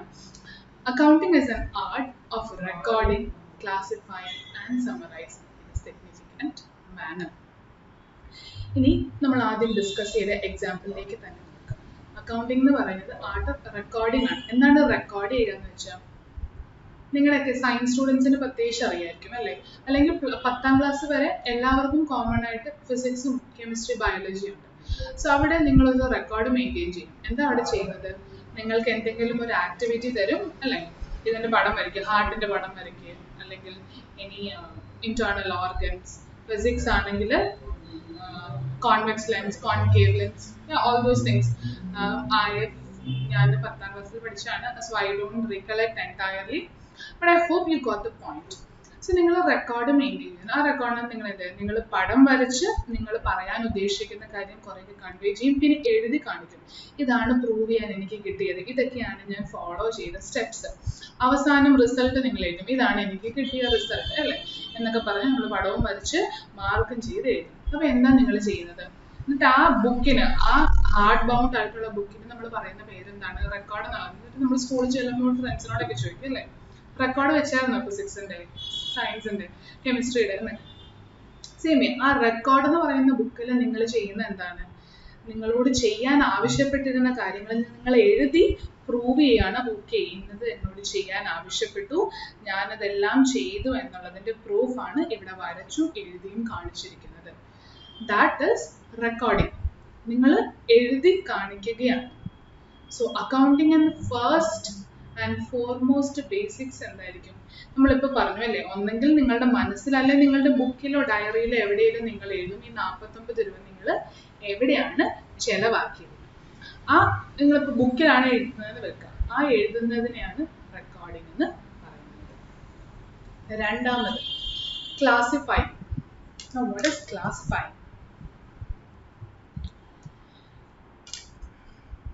In this example, നമ്മൾ അല്ലേ ബസ്സിന് വേണ്ടി 4, ബുക്കിന് വേണ്ടി 20. ക്ലാസ് നിങ്ങളോട് ഞാൻ അമ്മ അല്ലെ ഫാദർ ഇരിക്കുകയാണ്, ഇതിൽ ആവശ്യമായിട്ടുള്ള ചെലവുകൾ, അതായത് അത്യാവശ്യം ചെലവാക്കിയേ മതിയാകുള്ളൂ എന്നുള്ളത് ഏതൊക്കെയാണെന്ന് പറ. അനാവശ്യമായിട്ട് വേണ്ടാന്ന് വെക്കാമായിരുന്ന എന്തൊക്കെയാണെന്ന് പറയാൻ പറ്റും. നിങ്ങൾ നോക്കിയിട്ട് ബസ്സിന് എന്തായാലും ചെലവാക്കിയേ പറ്റുള്ളൂ, കാരണം സ്കൂളിൽ എത്തണമല്ലോ, തിരിച്ച് വീട്ടിലും വരണം. അപ്പൊ ഇത് അവോയ്ഡ് ചെയ്യാൻ പറ്റാത്തൊരു ചെലവായിപ്പോയി. സ്കൂളിൽ പോയിട്ട് തിരിച്ചു വരണം 4 രൂപ ചിലവ്. ബുക്കും അവോയ്ഡ് ചെയ്യാൻ പറ്റിയില്ല, കാരണം ഒരു പരിധിവരെ അവോയ്ഡ് ചെയ്യായിരുന്നു. തലേദിവസം നോക്കിയിരുന്നെങ്കിൽ, അച്ഛനോടോ അമ്മയോടോ പറഞ്ഞിരുന്നെങ്കിൽ, അല്ലെങ്കിൽ ചേട്ടനോടോ ചേച്ചിയോടോ ഗാർഡിയനോടോ ആരും പറഞ്ഞിരുന്ന അവർ വെളിയിൽ നിന്ന് ചിലപ്പോൾ കുറച്ച് പൈസയ്ക്ക് ബുക്ക് വാങ്ങിച്ചു തന്നെയായിരുന്നു.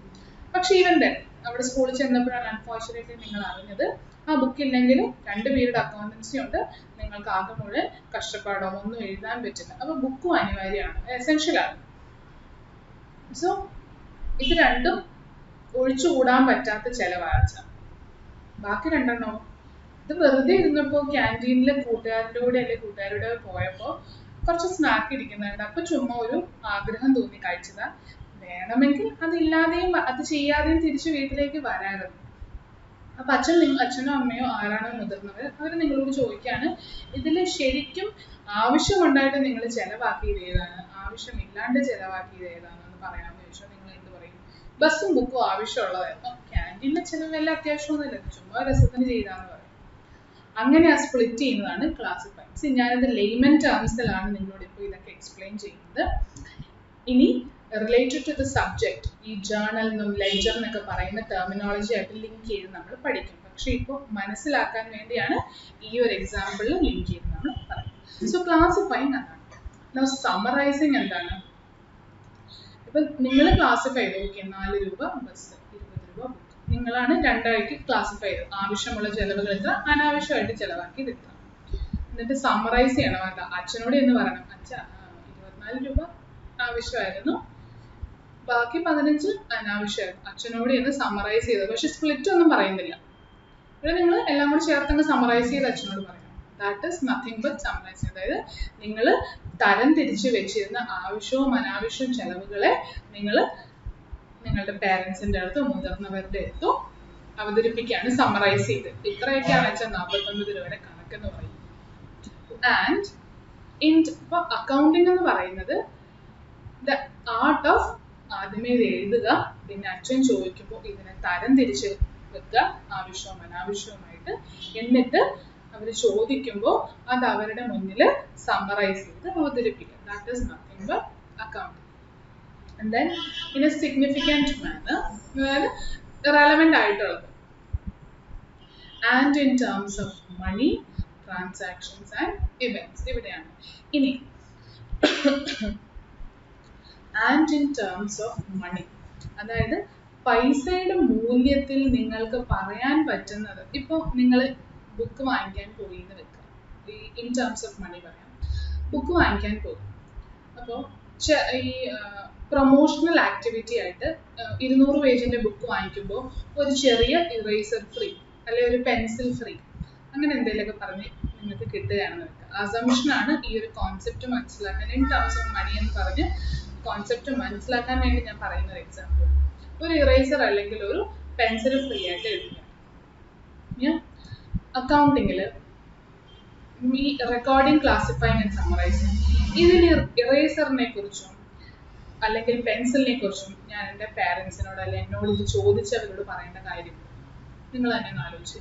അവരെ എന്നോട് ചോദിച്ചത് എന്താണ്, 50 രൂപ തന്നു വിട്ടത് എങ്ങനെ 1 രൂപയായി കുറഞ്ഞു, അതായത് 49 രൂപ നീ ചെലവാക്കി, ഇത് എവിടെയാണെന്ന് പറയാനാണ് പറഞ്ഞത്. അതിൽ ഈ സ്പ്ലിറ്റ് ആണുള്ളത്. ഇവിടെ എവിടെയെങ്കിലും ഇറേസറിനോ പെൻസിലിനോ വേണ്ടി ഞാൻ എന്തെങ്കിലും പൈസ ചെലവാക്കിയിട്ടുണ്ടോ? ഇല്ല. ബുക്ക് വാങ്ങിച്ചപ്പോൾ അതിന്റെ കൂടെ കിട്ടിയതാണ്. അങ്ങനെ ഒരു പ്രൊമോഷണൽ ആക്ടിവിറ്റി ഇല്ലായിരുന്നെങ്കിൽ, അതായത് ആ ഒരു കമ്പനിക്കാര് അങ്ങനെ ഒരു ഫ്രീ ഓപ്ഷൻ കൊടുക്കുന്നില്ലായിരുന്നെങ്കിൽ ഞാൻ ആ ഇറേസറോ പെൻസിലോ കാശ് കൊടുത്ത് വാങ്ങിക്കുമായിരുന്നോ? ഇല്ല. അപ്പോൾ നിങ്ങൾക്ക് ആ ഇറേസറോ പെൻസിലോ കിട്ടിയത് കാശ് കൊടുത്തിട്ടാണ്, ഇൻ ടേംസ് ഓഫ് മണിയാണ്, അല്ല ഫ്രീ ആയിട്ട് കിട്ടിയതാണ്. അങ്ങനെയാണെങ്കിൽ നിങ്ങളത് അച്ഛനോട് ചോദിച്ചപ്പോൾ പറയുന്നുണ്ടോ, അച്ഛാ ബുക്ക് വാങ്ങിച്ചു കൂട്ടത്തിൽ ഒരു ഇറേസറും കൂടെ കിട്ടിയിട്ടുണ്ട്. മേ ബി നിങ്ങൾ നിങ്ങളുടെ ഡേ എക്സ്പ്ലെയിൻ ചെയ്യുമ്പോൾ അല്ലെ, ഫാമിലി ഒക്കെ ആയിട്ട് ഇരുന്ന് അങ്ങോട്ടും ഇങ്ങോട്ടും സംസാരിക്കുമ്പോൾ അതിന്റെ ഭാഗമായിട്ട് നിങ്ങളുടെ അന്നത്തെ ദിവസം നടന്ന കാര്യങ്ങളൊക്കെ പറയുന്ന കൂട്ടത്തിൽ പറഞ്ഞെന്നിരിക്കാം. പക്ഷെ അല്ല, അച്ഛൻ പൈസയുടെ കണക്ക് ഇത്ര എങ്ങനെയാ ചെലവായെന്ന് ചോദിക്കുമ്പോൾ ഇറേസറിന്റെ കാര്യം പറയേണ്ട കാര്യമുണ്ടോ? ഇല്ല. നമ്മൾ പറയാറുമില്ല. എന്തുകൊണ്ടാണ് നമ്മൾ പറയാഞ്ഞത്? നമ്മൾ അറിയാതെ തന്നെ ചെയ്തു പോയതാണ് അക്കൗണ്ടിങ്. അത് പൈസ കൊടുത്ത് വാങ്ങിച്ചതല്ല, ഫ്രീ ആയിട്ട് കിട്ടിയതാണ്. അതായത് അതിന് അഗൻസ്റ്റ് ഒരു പൈസയുടെ വേർത്ത് എൻ്റെ കയ്യിൽ നിന്ന് എൻ്റെ പോക്കറ്റിൽ നിന്ന് പോയിട്ടില്ല. therefore I have not accounted it. അല്ലെങ്കിൽ അത് റെക്കോർഡ് ചെയ്തിട്ടില്ല, അച്ഛനോട് പറഞ്ഞപ്പോൾ അതിനെക്കുറിച്ച് പറഞ്ഞില്ല. സോ അക്കൗണ്ടിങ്ങിനകത്ത് നിങ്ങൾ എല്ലാം റെക്കോർഡ് ചെയ്യില്ല, പകരമോ പൈസയുടെ ടേംസിൽ നിങ്ങൾക്ക് പറയാൻ പറ്റുന്ന ട്രാൻസാക്ഷൻസും ഇവന്റ്സുമാണ് നിങ്ങൾ എന്ത് ചെയ്യുന്നത്, റെക്കോർഡ് ചെയ്യുന്നത്, ക്ലാസിഫൈ ചെയ്യുന്നത് ആൻഡ് സമ്മറൈസ് ചെയ്യുന്നത്. മനസ്സിലായി എന്ന് വിശ്വസിക്കാം. And events which are in part at least of a financial character. അതായത് ഒരു ഫൈനാൻഷ്യൽ ക്യാരക്ടർ ഉണ്ടായിരിക്കണം, money or related to money ആയിട്ടുള്ള ഒരു റിലേഷൻഷിപ്പ് ക്യാരക്ടറുള്ള സിറ്റുവേഷൻ. നമ്മൾ പറഞ്ഞ സെയിം എക്സാമ്പിൾ തന്നെ നിങ്ങൾക്ക് മനസ്സിലാക്കാൻ വേണ്ടി ഉപയോഗിക്കാം. അങ്ങനെയുള്ള ഇവന്റ്സ് റെക്കോർഡ് ചെയ്യാനും ക്ലാസിഫൈ ചെയ്യാനും സമ്മറൈസ് ചെയ്യാനും ഉപയോഗിക്കുന്ന ഒരു ആർട്ടാണ്, അല്ലെ ചെയ്യുന്ന ആ കലയാണ് അക്കൗണ്ടിങ് എന്ന് പറയുന്നത്. ആൻഡ് ഫൈനലി ഇതൊക്കെ ഇങ്ങനെ അങ്ങോട്ട് ചെയ്തു വെച്ചാൽ മാത്രം മതിയോ? ഇതിന്റെ അവസാനത്തെ റിസൾട്ട് എന്താണ്? നിങ്ങൾ ഇത്രയായിട്ട് അച്ഛനോട് സമ്മറൈസ് ചെയ്തും ഇത് വേണ്ടാത്ത ചെലവാണ്, വേണ്ട ചെലവായിരുന്നു എന്നൊക്കെ പറഞ്ഞ് അൾട്ടിമേറ്റ്ലി അത് പറഞ്ഞതിന്റെ റീസൺ എന്തായിരുന്നു? പിറ്റേ ദിവസം സ്കൂളിൽ പോകാൻ നേരത്തെ നിങ്ങളുടെ കയ്യിൽ 1 രൂപയെ ബാലൻസ് ഉണ്ടായിരുന്നുള്ളൂ. 3 രൂപയും കൂടെ ഇനി കിട്ടിയാൽ മാത്രമേ മിനിമം ബസ് കാശിനെങ്കിലും നിങ്ങളുടെ കയ്യിൽ പൈസ തികയത്തുള്ളൂ. Which means that is the, അതായത് നിങ്ങൾ ആ റിസൾട്ട് ഇന്റർപ്രറ്റ് ചെയ്യണം. എന്തായിരുന്നു റിസൾട്ട്? 1 രൂപ ബാക്കി വന്ന റിസൾട്ടിനെ നിങ്ങൾ ഇന്റർപ്രറ്റ് ചെയ്യാണ്. എന്നുവെച്ചാൽ 1 രൂപയെ ബാക്കി ഇത്രയും ചെലവ് കഴിഞ്ഞ് വന്നുള്ളൂ, ഇനിയും അടുത്ത ദിവസം സ്കൂളിൽ പോകണമെങ്കിൽ അച്ഛൻ കുറച്ചുകൂടെ, അല്ലെ അമ്മയോ ആരാണെങ്കിലും കുറച്ചുകൂടെ പൈസ തരേണ്ടി വരും. സോ ഫൈനലി ഇതൊക്കെ വെറുതെ റെക്കോർഡ് ചെയ്തിട്ട് മാത്രം കാര്യമുണ്ടോ? അതായത് വേണ്ടാത്ത ചെലവ്, വേണ്ട ചെലവ് എന്നൊക്കെ പറഞ്ഞ് റെക്കോർഡ് ചെയ്തിട്ട് മാത്രമേ ഇല്ല. ഇത് എല്ലാം നമ്മൾ റെക്കോർഡ് ചെയ്തതിന്റെ അൾട്ടിമേറ്റ് എയിം എന്തായിരുന്നു? അവസാനമായിട്ട് കിട്ടിയ ആ റിസൾട്ട്, 1 രൂപ എന്ന് പറയുന്ന മിച്ചം വന്ന ആ റിസൾട്ടിനെ ഇന്റർപ്രറ്റ് ചെയ്ത് പല ഡിസിഷൻസ് എടുക്കണം, അല്ലേ? 1 രൂപ വന്നപ്പോഴാണ് നിങ്ങൾക്ക് മനസ്സിലായത് ഇനി മുന്നോട്ട് ദിവസം പോകണമെങ്കിൽ കുറച്ചും കൂടെ പൈസ വരണം. അതായത് interpreting the result thereof. So accounting is nothing but art of recording, classifying and summarizing in a significant manner, and in terms of money transactions and events which are in part at least of a financial character, and interpreting the result thereof. ഇതൊരു definition ആയിട്ട് ഉള്ളതുപോലെയാണ്. ഈ definition നല്ലപോലെ മനസ്സിലാക്കി നിങ്ങൾ പഠിച്ചു കഴിഞ്ഞാൽ accounting is nothing but the entirety of all these terms that we discussed. അപ്പോൾ ഈ ഒരു ഡെഫിനേഷൻ നിങ്ങൾ മനസ്സിലാക്കി ഓർത്തിരിക്കുക. ഇത് ത്രൂ ഔട്ട് അക്കൗണ്ട്സിൽ നിങ്ങൾ ഓരോന്ന് ചെയ്യുമ്പോഴും ആ ബേസിക്സ് ഒക്കെ ഈ ഡെഫിനേഷനിൽ നിന്ന് വന്നാണ്. നിങ്ങളെല്ലാം ചെയ്യുന്നതിൻ്റെ അൾട്ടിമേറ്റ് റീസൺ ഇതിൽ ഉള്ളിൽ ഉണ്ട്. So make sure you understand this definition. ഇനി ആർട്ടാണെന്ന് പറഞ്ഞു, അല്ലേ? അതായത് it's not a science but an art. So every artist have their own way of interpreting. നമ്മൾ പറഞ്ഞ ഒരു ഫ്രെയിം വർക്കിനുള്ളിൽ നിന്നുകൊണ്ട്, പക്ഷെ ആ ഫ്രെയിം എന്ത് ഫ്രെയിം ആണെന്ന് പറഞ്ഞിട്ടില്ല. ഫ്രെയിം എന്ന് പറഞ്ഞിട്ടുള്ളൂ, അത് വുഡൻ ഫ്രെയിം ആവാം, അല്ലെങ്കിൽ വുഡൻ ഫ്രെയിം ആണെന്ന് കൂടെ വെച്ചോളാം. പക്ഷെ അതിനുള്ളിൽ എന്ത് ഡിസൈൻ കൊടുക്കണമെന്ന് ഞാൻ പറഞ്ഞില്ല. ഒരു റെക്ടാങ്കിൾ ഷേപ്പിൽ ഒരു frame. So accounting is kind of an art എന്ന് പറയാം. ബിക്കോസ് ആ ഫ്രെയിം വർക്ക് ആണ് തന്നിരിക്കുന്നത്. അതിനുള്ളിൽ നിന്നുകൊണ്ട് കുറച്ച് മെത്തേഡ്സ് അല്ലെ സാധാരണ ചെയ്തു വരുന്ന കുറച്ച് കോൺസെപ്റ്റ്സും കൺവെൻഷൻസ് ഒക്കെ, പ്രിൻസിപ്പിൾസ് ഒക്കെ ഉണ്ട്. അത് ഫോളോ ചെയ്ത് കഴിഞ്ഞാൽ നിങ്ങളുടേതായ രീതിയിൽ നിങ്ങളുടേതായ കുറച്ചൊക്കെ ഭാവന ഉപയോഗിച്ച് നമ്മൾക്ക് എഴുതാൻ പറ്റും. അത് നിങ്ങൾ അക്കൗണ്ട്സ് പ്രാക്ടിക്കലി ചെയ്യുമ്പോൾ വേണമെങ്കിൽ മനസ്സിലാകും. സയൻസ് സ്റ്റുഡൻസ് ഉണ്ടെങ്കിൽ ഡോണ്ട് വറി, ഞാനിപ്പോൾ പറയാൻ പോകുന്ന എക്സാമ്പിൾ ചിലപ്പോൾ നിങ്ങൾക്ക് പെട്ടെന്ന് രജിസ്റ്റർ ആയെന്ന് വരില്ല. ഇപ്പോൾ നിങ്ങൾക്ക് ഒരാൾ പൈസ തന്നു, അതായത് ഒരു ബിസിനസ്സിന് ഒരു പൈസ ആരെങ്കിലും കൊണ്ടുവന്ന് ലോൺ തന്നു, ലോൺ വാങ്ങിച്ചു നോക്കും ഒരു ബിസിനസ്. ആ ലോൺ വാങ്ങിച്ചതിന് ഒറ്റ ജേർണൽ എൻട്രി വഴി വേണമെങ്കിലും എഴുതാം, അല്ലെങ്കിൽ ഇപ്പം എനിക്ക് 2 ജേർണൽ എൻട്രി വഴി വേണമെങ്കിലും എഴുതാം. ഞാനൊരു മീഡിയേറ്ററിനെ അപ്രോച്ച് ചെയ്തു എന്ന് വിചാരിക്കുന്നത്. എൻ്റെ ബിസിനസ്സിന് കുറച്ച് പൈസയുടെ ആവശ്യം വന്നു, ഞാൻ മീഡിയേറ്ററായിട്ട് ഒരാളെ അപ്പോയിന്റ് ചെയ്തു. നിങ്ങൾ ഏറ്റവും നല്ല ബാങ്ക് ഏതാ ലോൺ തരുന്നത്, ഇൻട്രസ്റ്റ് റേറ്റ് കുറവായിട്ടുള്ളത് എന്ന് കണ്ടുപിടിച്ചിട്ട് വരാൻ പറഞ്ഞു. എന്നിട്ട് അവിടെ നിന്ന് അത് വാങ്ങിച്ച് എനിക്ക് കൊണ്ട് തരാൻ പറഞ്ഞു. ഞാൻ മനസ്സിലാക്കാൻ വേണ്ടി മാത്രം പറയുന്നതാണ്. ഇപ്പൊ പറയാൻ പോകുന്ന എക്സാമ്പിൾ കൺഫ്യൂസ്ഡ് ആവരുത്. നിങ്ങളുടെ ആ കോൺസെപ്ച്വൽ ക്ലാരിറ്റിക്ക് വേണ്ടി പറയുന്നതാണ്. എന്തുകൊണ്ടാണ് ആർട്ട് എന്ന് പറയുന്നത്? സോ അയാൾ എനിക്ക് പൈസ തന്നു കഴിയുമ്പോൾ ഒന്നെങ്കിൽ എനിക്ക് റെക്കോർഡ് ചെയ്യാം, എനിക്ക് പൈസ തന്നത് ഇന്ന ആളാണ്. പക്ഷെ ഇന്ന ആൾക്ക് പൈസ വന്നത് ബാങ്കിൽ നിന്നാണ്. ആ രണ്ട് ട്രാൻസാക്ഷൻ റെക്കോർഡ് ചെയ്തത് വഴി അൾട്ടിമേറ്റ്ലി ഞാൻ എന്ത് ചെയ്യുന്നു? ബിസിനസ് ഗെറ്റ്സ് ലോൺ ഫ്രം എക്ക് എവിടുന്നാണ് കിട്ടിയേ? ഒരു ബാങ്കിൽ നിന്ന്. സോ ഞാൻ ഈ രണ്ട് ട്രാൻസാക്ഷനും റെക്കോർഡ് ചെയ്യുകയാണ് ഈ ബിസിനസ്. അതായത് അവിടെ ഇരിക്കുന്ന കണക്ക് എഴുതുന്ന ആൾ ഇങ്ങനെയാണ് റെക്കോർഡ് ചെയ്യുന്നത്. കുറച്ചും കൂടി അക്കൗണ്ട്സിനെ കുറിച്ച് നല്ലതായിട്ട് അറിവുള്ള ഒരാൾ വെറും മീഡിയേറ്റർ ആയിട്ട് നിന്ന ആളല്ലേ. അൾട്ടിമേറ്റ്ലി എനിക്ക് പൈസ തന്ന ആരാണ്? ബാങ്കാണ്. അപ്പൊ അത് ഡയറക്റ്റ്ലി അങ്ങോട്ട് എഴുതിയാൽ പോരെ.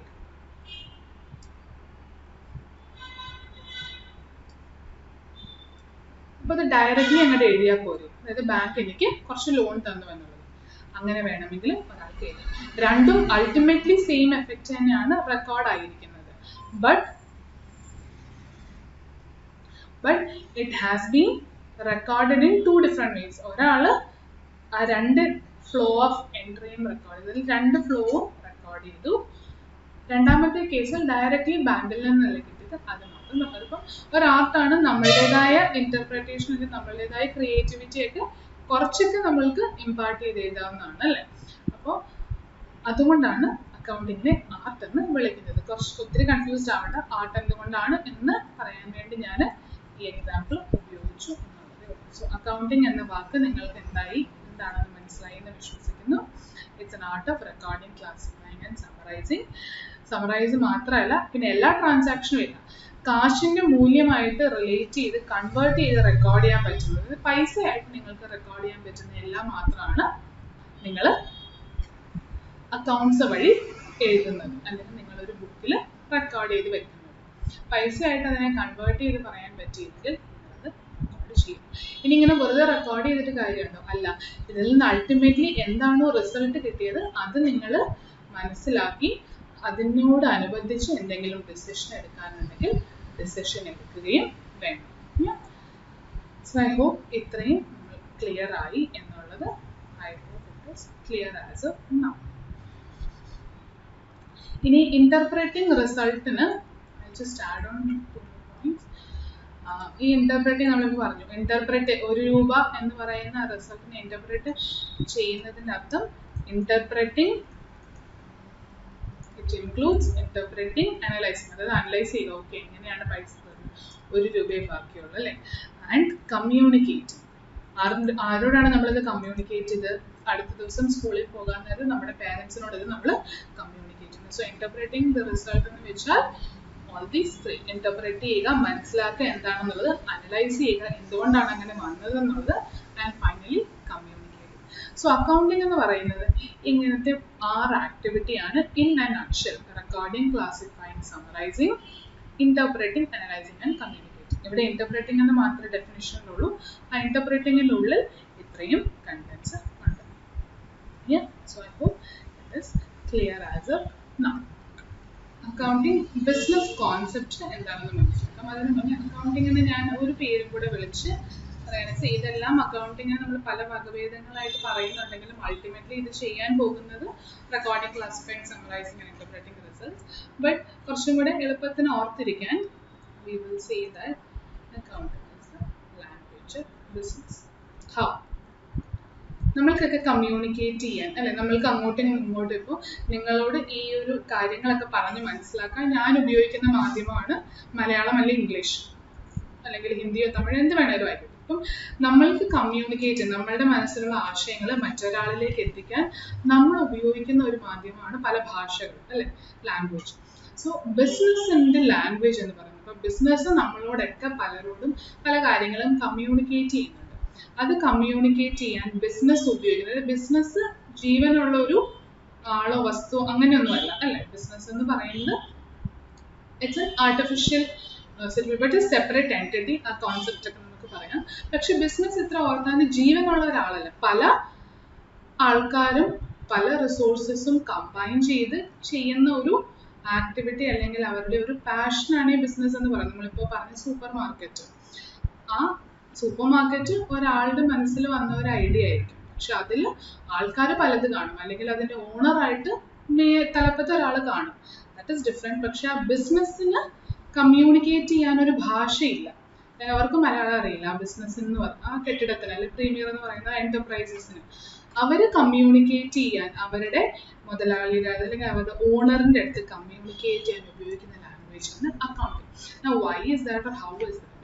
നമ്മൾ പറഞ്ഞ 3 പോയിന്റ്സ് നമുക്ക് വീണ്ടും ഒന്ന് അക്കൗണ്ടിങ്ങിന്റെ ഡെഫിനിഷനിൽ നമ്മൾ പഠിച്ച ആ ആക്ടിവിറ്റി ഞാൻ പറഞ്ഞു. Accounting in A nutshell is those 6 activities അല്ലേ, അത് നമുക്ക് ഒന്നും കൂടെ പറയും. Accounting is an art of recording, classifying, summarizing,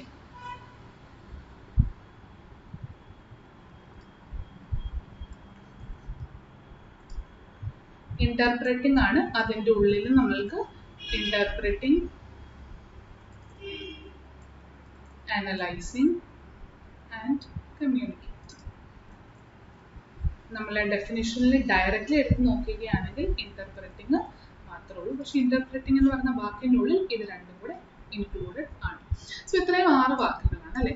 ഇനി ഒരു ബിസിനസിന്റെ കാഴ്ചപ്പാടിൽ ഈ വാക്കുകളൊക്കെ എന്താണ് മീൻ ചെയ്യുന്നത്, അല്ലെ എവിടെയാണ് നമുക്ക് ഈ റെക്കോർഡിംഗ് ഒക്കെ from the point of view of a business can be see എന്നുള്ളത് മനസ്സിലാക്കും. നമ്മൾ ആ വാക്കുകളും ആ ഡെഫിനിഷനും അർത്ഥം മനസ്സിലാക്കാൻ വേണ്ടി നമ്മളുടെ പേഴ്സണൽ എക്സ്പീരിയൻസ് വെച്ചിട്ടാണ് പറഞ്ഞത്.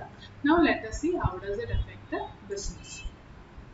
So ബിസിനസ്സിൽ നമ്മൾ എക്സാമ്പിളിൽ പറഞ്ഞതുപോലെ അല്ലേ, നമ്മൾ സ്കൂളിലേക്ക് പോകാൻ പല പൈസയുടെ ആവശ്യങ്ങൾ വരും. ഇനി അസ്യൂം ചെയ്യുക ഒരു ബിസിനസ്സാണ് നമ്മൾ തുടങ്ങുന്നത്. നമ്മുടെ പേഴ്സണൽ ലൈഫ് മാറ്റി വെച്ചിട്ട് ഞാൻ എന്ന് പറയുന്ന ഒരു വ്യക്തി ഒരു ബിസിനസ് തുടങ്ങുന്നത്, അതായത് ഞാൻ നല്ലപോലെ ഫുഡ് ഉണ്ടാക്കുന്ന ഒരാളാണ്, അല്ലെങ്കിൽ ബേക്ക് ചെയ്യുന്ന ഒരാളാണ്, അല്ലെങ്കിൽ ക്രാഫ്റ്റ് വർക്ക് ഒക്കെ ചെയ്യുന്ന ഒരാളാണ്. എന്ത് വേണമെങ്കിലും നമുക്ക് ബിസിനസ് അസ്യൂം നമ്മൾ ബേക്ക് ചെയ്യുന്ന ഒരാളാണ്, അതായത് കേക്ക് നല്ലപോലെ ഉണ്ടാക്കുന്ന ഒരാളാണ്. And suddenly I got an idea and I discussed with my family. എനിക്ക് പല കേക്ക്സ് ഫ്ലേവറിലുള്ള ഉണ്ടാക്കാൻ അറിയാം, എന്തുകൊണ്ട് നമുക്കിത് പലർക്കും കൊടുത്തുകൂടാ, അതായത് ഉണ്ടാക്കി വിറ്റുകൂടാ. അതായത് ഇപ്പം ഭയങ്കര ട്രെൻഡിങ് ആയിട്ട് വരുന്നൊരു സംഭവമാണ് അല്ലെ, എല്ലാ ബർത്ത്ഡേസും. അത് എത്ര വയസ്സ് മുതലുള്ള ആളുടെ, അതായത് തീരെ 1 വയസ്സുള്ള ആദ്യത്തെ കുട്ടിയുടെ പിറന്നാളാണെങ്കിലും 70 വയസ്സുള്ള ആളുടെ ബർത്ത്ഡേ ആഘോഷിക്കുകയാണെങ്കിലും അല്ലേ, എല്ലാം നമ്മളിപ്പം വളരെ ഗ്രാൻഡ് ആയിട്ട് കേക്കൊക്കെ വെച്ച് സെലിബ്രേറ്റ് ചെയ്യുന്ന ഒരു ട്രെൻഡാണ് ഇപ്പോൾ നടക്കുന്നത്.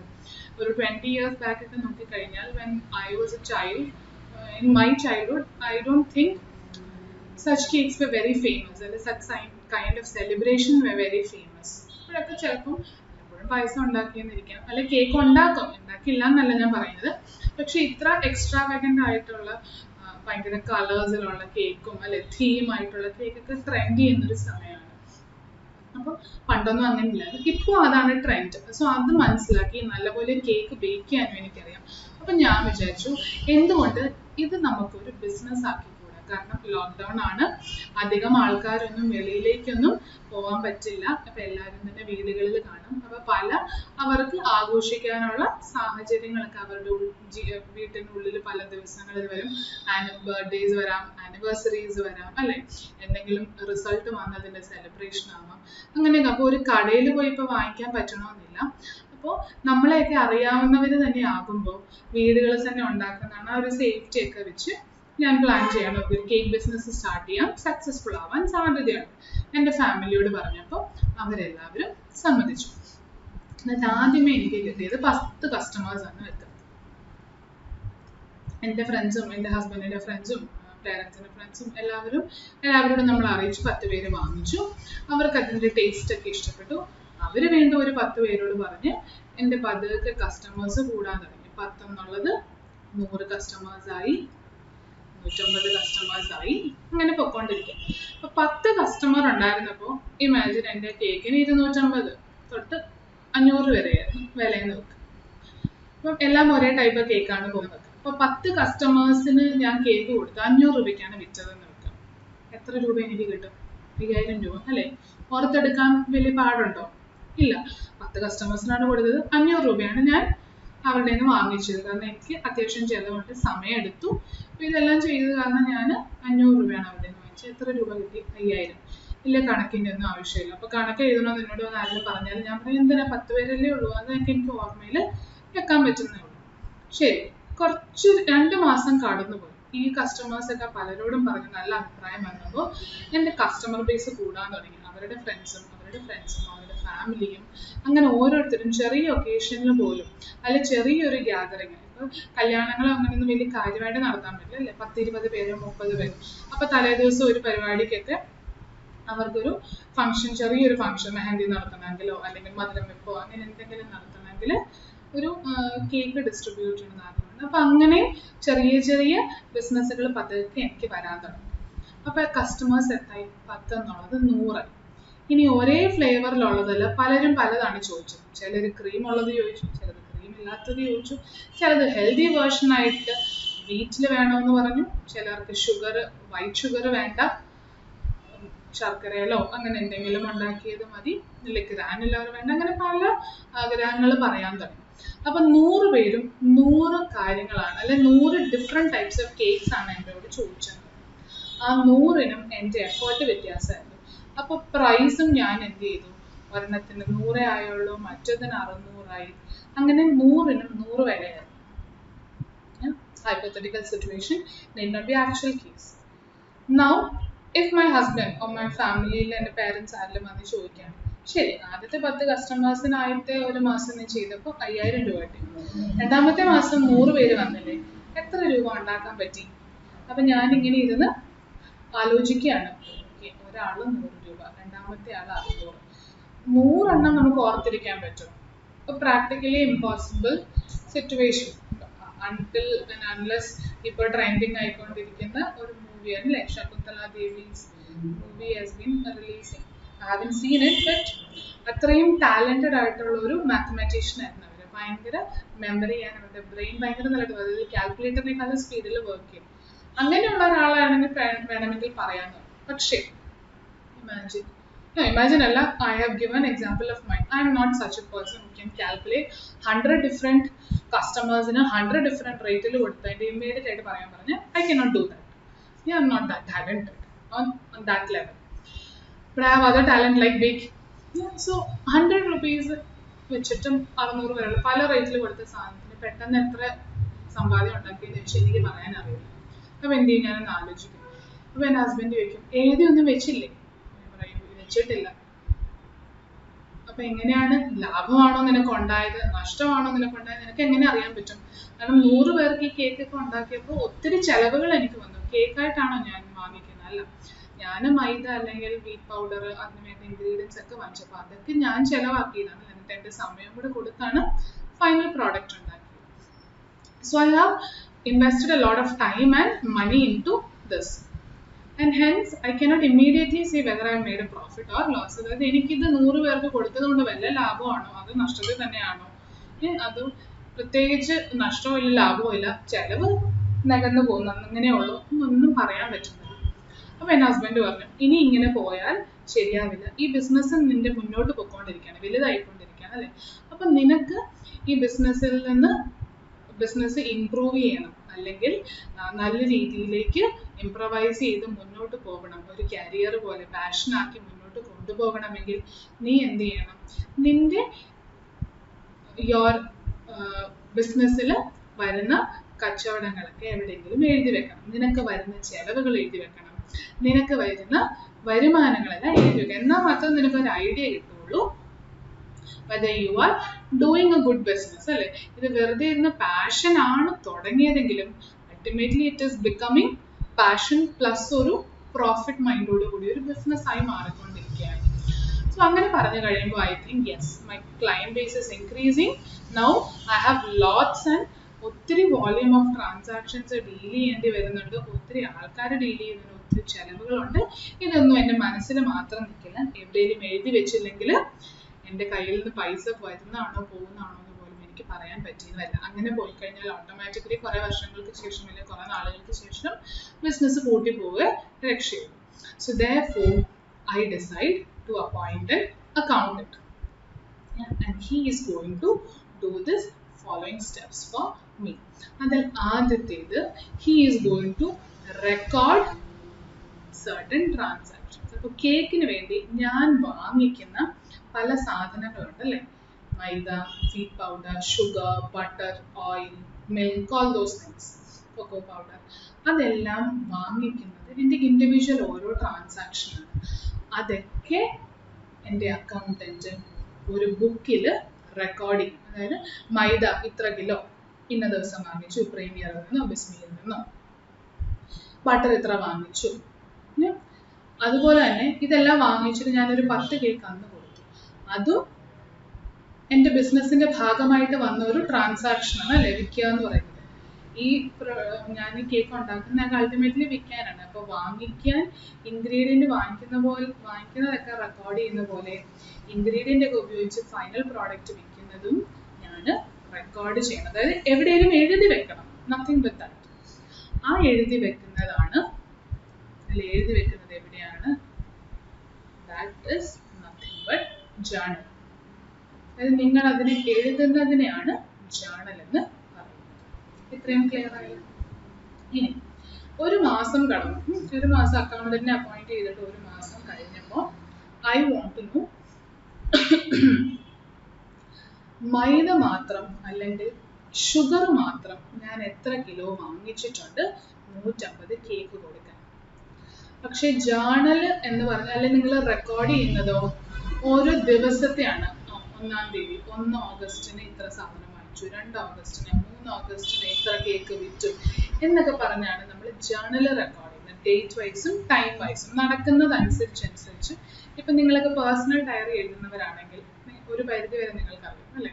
ആ ദിവസം ആദ്യം എണീക്കുന്ന മുതലായിരിക്കും നമ്മൾ എഴുതുന്ന സീക്വൻസിലും. അതേപോലെ തന്നെയാണ് ജേണലും നമ്മൾ അല്ലെങ്കിൽ ആ എവിടെയെങ്കിലും എഴുതി സൂക്ഷിച്ചു വെക്കുന്നതും ഓർഡറിലായിരിക്കും. ആദ്യത്തെ ഡേറ്റ് തൊട്ട് എന്ന് ബിസിനസ് തുടങ്ങി അല്ലെങ്കിൽ എന്ന് നിങ്ങൾ അക്കൗണ്ടിങ് ആ ബിസിനസ്സിന്റെ തുടങ്ങുന്നോ അന്ന് തൊട്ട് ആദ്യത്തെ ഡേറ്റിൽ ആദ്യത്തെ സമയം തൊട്ട് സീക്വൻസിലായിരിക്കും നിങ്ങൾ ഓരോ ട്രാൻസാക്ഷൻസും എഴുതി വെക്കും. That is journal. അപ്പം ഞാൻ പെട്ടെന്ന് ഓഗസ്റ്റ് മാസം തീർന്നപ്പോൾ എൻ്റെ അക്കൗണ്ടന്റിനെ ചോദിക്കുകയാണ് മൈദ എത്ര കിലോ വാങ്ങിച്ചു എന്നൊന്ന് പറയാമോ. അപ്പം അയാൾക്ക് നോക്കിയാൽ പറയാൻ പറ്റുമോ? ഈ ജേണലിൽ നോക്കിയാൽ. കാരണം എല്ലാ ദിവസവും ശകലം മൈദ വീതം ഞാൻ വാങ്ങിച്ചിട്ടുണ്ട്, അല്ലെങ്കിൽ എല്ലാ 2 ദിവസം കൂടുമ്പോൾ എനിക്ക് മൈദ വാങ്ങിക്കേണ്ടി വരുന്നുണ്ട്. So can the accountant immediately say just by looking? ഞാനൊരു പേപ്പറിൽ ഇങ്ങനെ 1-8, 2-8, 3-8 മൈദ വാങ്ങിച്ചു എന്ന് എഴുതിയത് പെട്ടെന്ന് അതിനോട് ചോദിക്കുകയാണ് അക്കൗണ്ടന്റ്, മൈദ എത്ര കിലോ ടോട്ടലി വാങ്ങിച്ചു, എത്ര രൂപയാണെന്ന് പറയാൻ പറ്റുമോ? ഇല്ല. ഓരോ ലൈനിൽ ഓരോ പേജിൽ കിടക്കുകയാണ്. അതൊക്കെ കൂട്ടി നോക്കണം അല്ലേ? അപ്പം അതൊരു ടീഡിയസ് വർക്കാണ്. ആൻഡ് ആ ഒരു പേർപ്പസ് അപ്പോൾ ഇമ്മീഡിയറ്റ് ആയിട്ട് നമ്മൾക്കൊരു റിസൾട്ട് ജേണലിൽ നിന്ന് കിട്ടില്ല. നിങ്ങൾക്ക് എന്തെങ്കിലും ഓക്കെ മൈദ ഇത്ര വാങ്ങിച്ചല്ലേ, കൂട്ടണോ കുറയ്ക്കണോ അല്ലെങ്കിൽ ഇതിലും കുറവ് റേറ്റിൽ വേറെ എവിടെയെങ്കിലും കിട്ടണം, അതൊക്കെ ഡിസിഷൻ എടുക്കണമെങ്കിൽ എന്ത് ചെയ്യണം? നിങ്ങൾ മൈദ വാങ്ങിച്ചു അല്ലെങ്കിൽ ഷുഗർ വാങ്ങിച്ചതിനൊക്കെ സെപ്പറേറ്റ് ചെയ്ത് വെക്കാൻ പഠിക്കണം. സെപ്പറേറ്റ് ചെയ്ത് വെക്കണം. ഷുഗർ വാങ്ങിച്ചത് ഒരു മാസത്തേക്ക് ഇത്ര, മൈദ വാങ്ങിച്ചത് ഇന്ന് മാറ്റി വെച്ചാൽ ഒരു ദിവസം ഞാൻ ചെന്നെൻ്റെ അക്കൗണ്ടിന് ചോദിക്കുന്നത് പോലെ ചോദിച്ചാൽ ഇൻഫർമേഷൻ പെട്ടെന്ന് കൊടുക്കാൻ പറ്റും. അങ്ങനെ ഒരേ കാറ്റഗറിയിലുള്ള അല്ലെങ്കിൽ ഒരേ ടൈപ്പ് ഓഫ് സാധനങ്ങൾ, ഐറ്റം അല്ലെങ്കിൽ ട്രാൻസാക്ഷൻസ് ഒക്കെ മാറ്റി എവിടെയെങ്കിലും ഒരുമിച്ച് കളക്റ്റീവ്ലി വെക്കുന്നതിനെയാണ് ക്ലാസിഫൈങ് എന്ന് പറയുന്നത്. അതിന് വേണ്ടി നമ്മൾ ഉപയോഗിക്കുന്നതാണ് ലെഡ്ജർ.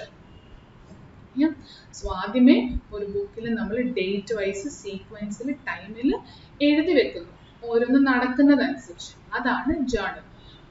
രണ്ടാമത്തേതോ ഓരോ ജേണലിലും ആ മാസം അല്ലെങ്കിൽ അത് എങ്ങനെ വേണമെങ്കിലും ആവാം നടക്കുന്ന ട്രാൻസാക്ഷൻസ് പോലെ ഒരേപോലെ നടക്കുന്ന ട്രാൻസാക്ഷൻസ് ഒക്കെ ഒരുമിച്ച്. അതായത് മൈദ വാങ്ങിച്ചു, ആ മൈദയ്ക്ക് വേണ്ടി നിങ്ങൾ സെപ്പറേറ്റ് ഒരു അക്കൗണ്ട് എന്നാണ് നമ്മൾ അതിനെ പറയാൻ പോകുന്നത്. മറ്റൊരു പേരും കൂടെ നമുക്ക് പഠിക്കാം.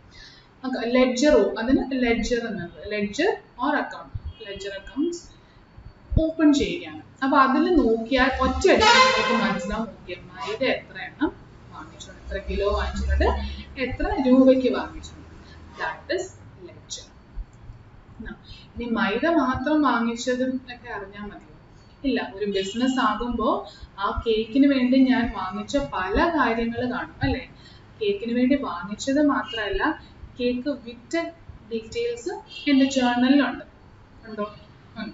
പിന്നെ ഈ ബിസിനസ് തുടങ്ങണമെങ്കിൽ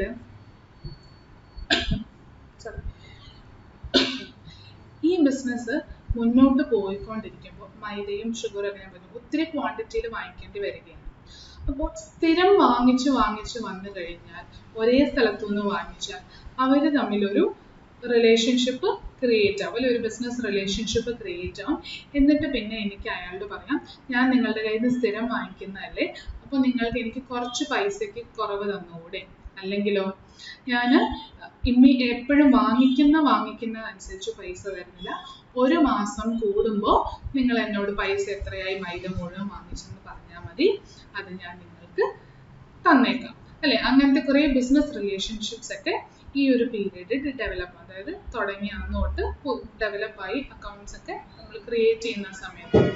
അപ്പോൾ അങ്ങനെ പല ട്രാൻസാക്ഷൻസ് ഈ കേക്ക് ബിസിനസ്സിന്റെ ഭാഗമാണ്.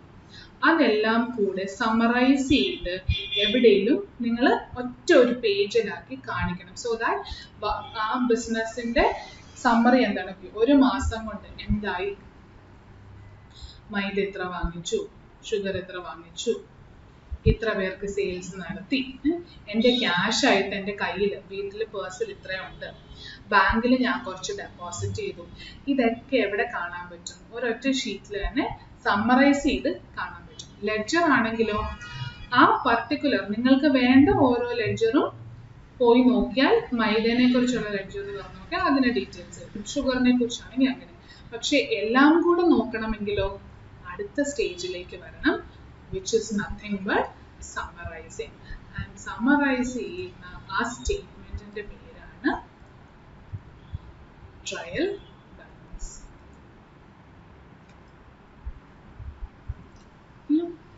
സോ ഇത്രയും മനസ്സിലായി എന്ന് വിശ്വസിക്കുന്നു. സോ ഈ 3 റെക്കോർഡ് ചെയ്യുന്നത് നമ്മളൊരു ബുക്കിലാണ്. നമ്മൾ പറഞ്ഞു ഒരു ഡയറി ഒക്കെ എഴുതുന്ന പോലെ ഒരു ബുക്കിൽ നമ്മൾ ഓരോ ട്രാൻസാക്ഷൻ അല്ലെങ്കിൽ ഓരോ ആക്ടിവിറ്റി നമ്മൾ ചെയ്യുന്ന അനുസരിച്ച് ആ സീക്വൻസിൽ എഴുതി പോകും. അതിനെയാണ് ജേർണലൈസിങ് എന്ന് പറയുന്നത്, അല്ലെങ്കിൽ ജേർണൽ എന്ന് പറയുന്നത്. ഇനി അവിടെ ഒരിക്കലും ഒരു ബൈഫിക്കേഷൻ വരുന്നില്ല. എത്ര ഐറ്റം വാങ്ങിച്ചു അല്ലെങ്കിൽ ഓരോ പെർട്ടിക്കുലർ പ്രോഡക്റ്റ് അനുസരിച്ച് ബ്രേക്കപ്പ് ഒന്നും അവിടെ വരുന്നില്ല. അതറിയണമെങ്കിൽ നിങ്ങൾ എന്ത് ചെയ്യണം? അടുത്ത സ്റ്റേജായ ക്ലാസിഫൈങ്ങിലേക്ക് പോകണം, where you open ledger accounts. പക്ഷെ അതിന്റെ ബേസ് എന്താണ്? എപ്പോഴും ഓർക്കുക, ലെഡ്ജറിന്റെ ബേസ് ജേർണൽ. ജേർണൽ എഴുതി കഴിയുമ്പോഴാണ് നമ്മൾക്ക് ലെഡ്ജറിലേക്ക് പോകാൻ പറ്റുന്നത്. ഇവിടെ ഓരോന്ന് എഴുതി അതെല്ലാം കൂടെ എടുത്ത് ലെഡ്ജറിലേക്ക് അതാത് ലെഡ്ജേഴ്സിലേക്ക് നമ്മൾ എഴുതുകയാണ് ചെയ്യുന്നത്. ഇനി ലെഡ്ജറിനുള്ളിൽ ഓരോ പെർട്ടിക്കുലർ ഇവന്റ് അല്ലെങ്കിൽ ട്രാൻസാക്ഷന്റെ നേച്ചർ അനുസരിച്ച് മാത്രം നമ്മൾക്ക് കാണാൻ പറ്റുള്ളൂ. പക്ഷെ ഒരു പീരീഡ് കഴിയുമ്പോൾ നമുക്ക് ആ ബിസിനസ്സിൽ മുഴുവൻ നടന്നിട്ടുള്ള ട്രാൻസാക്ഷൻസിന്റെ ഒക്കെ ഒരു സമ്മറി ആണ്. എന്താണ് ഇത്രയും നാളുകൊണ്ട് എൻ്റെ ബിസിനസ് പോയിന്റ് ഓഫ് വ്യൂവിൽ മണിയിൽ എനിക്ക്, അതായത് പൈസയുടെ മൂല്യത്തിൽ എനിക്ക് പറയാൻ പറ്റുന്ന ട്രാൻസാക്ഷൻസ് എന്തൊക്കെ രീതിയിൽ നടന്നിട്ടുണ്ടെന്ന് നമ്മൾക്കറിയണം. അതിന് നമ്മൾ ഈ ജേർണലിൽ നിന്ന് ക്രിയേറ്റ് ആയ ലെഡ്ജറിൽ നിന്നും എന്ത് ചെയ്യും? സമ്മറൈസ് ചെയ്ത് എഴുതും. ആ സമ്മറൈസ് ചെയ്ത് എഴുതുന്നതിനെയാണ് ട്രയൽ ബാലൻസ് എന്ന് പറയുന്നത്. Journal, ledger and trial balance, ഈ 3നെയും കൂടെ കളക്റ്റീവ്ലി നമ്മൾ വിളിക്കുന്നതാണ് book keeping.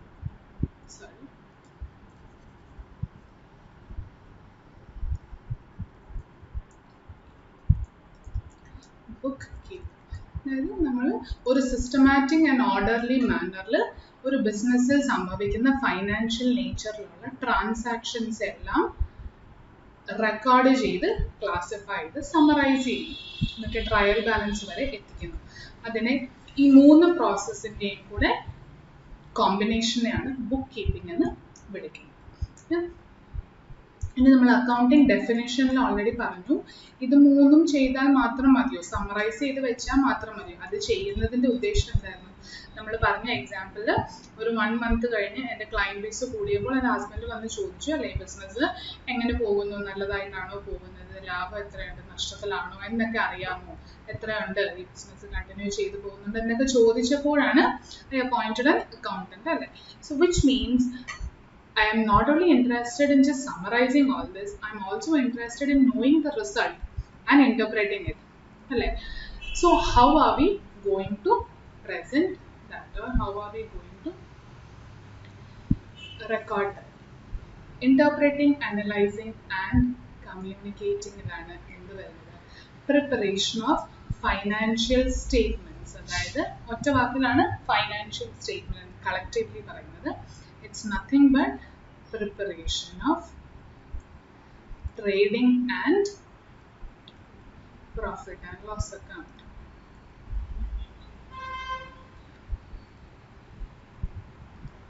And balance sheet. ഈ വാക്കുകളൊക്കെ പുതിയതായിട്ട് വന്ന വാക്കുകളായിരിക്കും കുറച്ച് പേർക്കെങ്കിലും. അപ്പോൾ നിങ്ങൾ അതൊക്കെ ഒന്ന് മനസ്സിലാക്കുക. അതായത് ഈ റിസൾട്ട്സ് നമ്മൾ ഈ സമ്മറൈസ് ചെയ്ത് വെച്ചിരിക്കുന്ന ഈ പല ട്രാൻസാക്ഷൻസും നമ്മൾ ചെയ്തതിൻ്റെ ഉദ്ദേശം അൾട്ടിമേറ്റ്ലി ആ റിസൾട്ട് അറിയാനാണ് അല്ലേ. അപ്പോൾ ആ റിസൾട്ടുകളൊക്കെ നമ്മൾ കാണിക്കാൻ പോകുന്നത് അല്ലെങ്കിൽ പ്രസൻറ്റ് ചെയ്യുന്നത് through trading and profit and loss account എന്ന് പറയുന്ന statement and also balance sheet. ഇനി ലാഭം മാത്രം നമ്മൾ അറിയാൻ പോകുന്നത് ഡയറക്റ്റ്ലി എവിടെ നിന്നാണ്?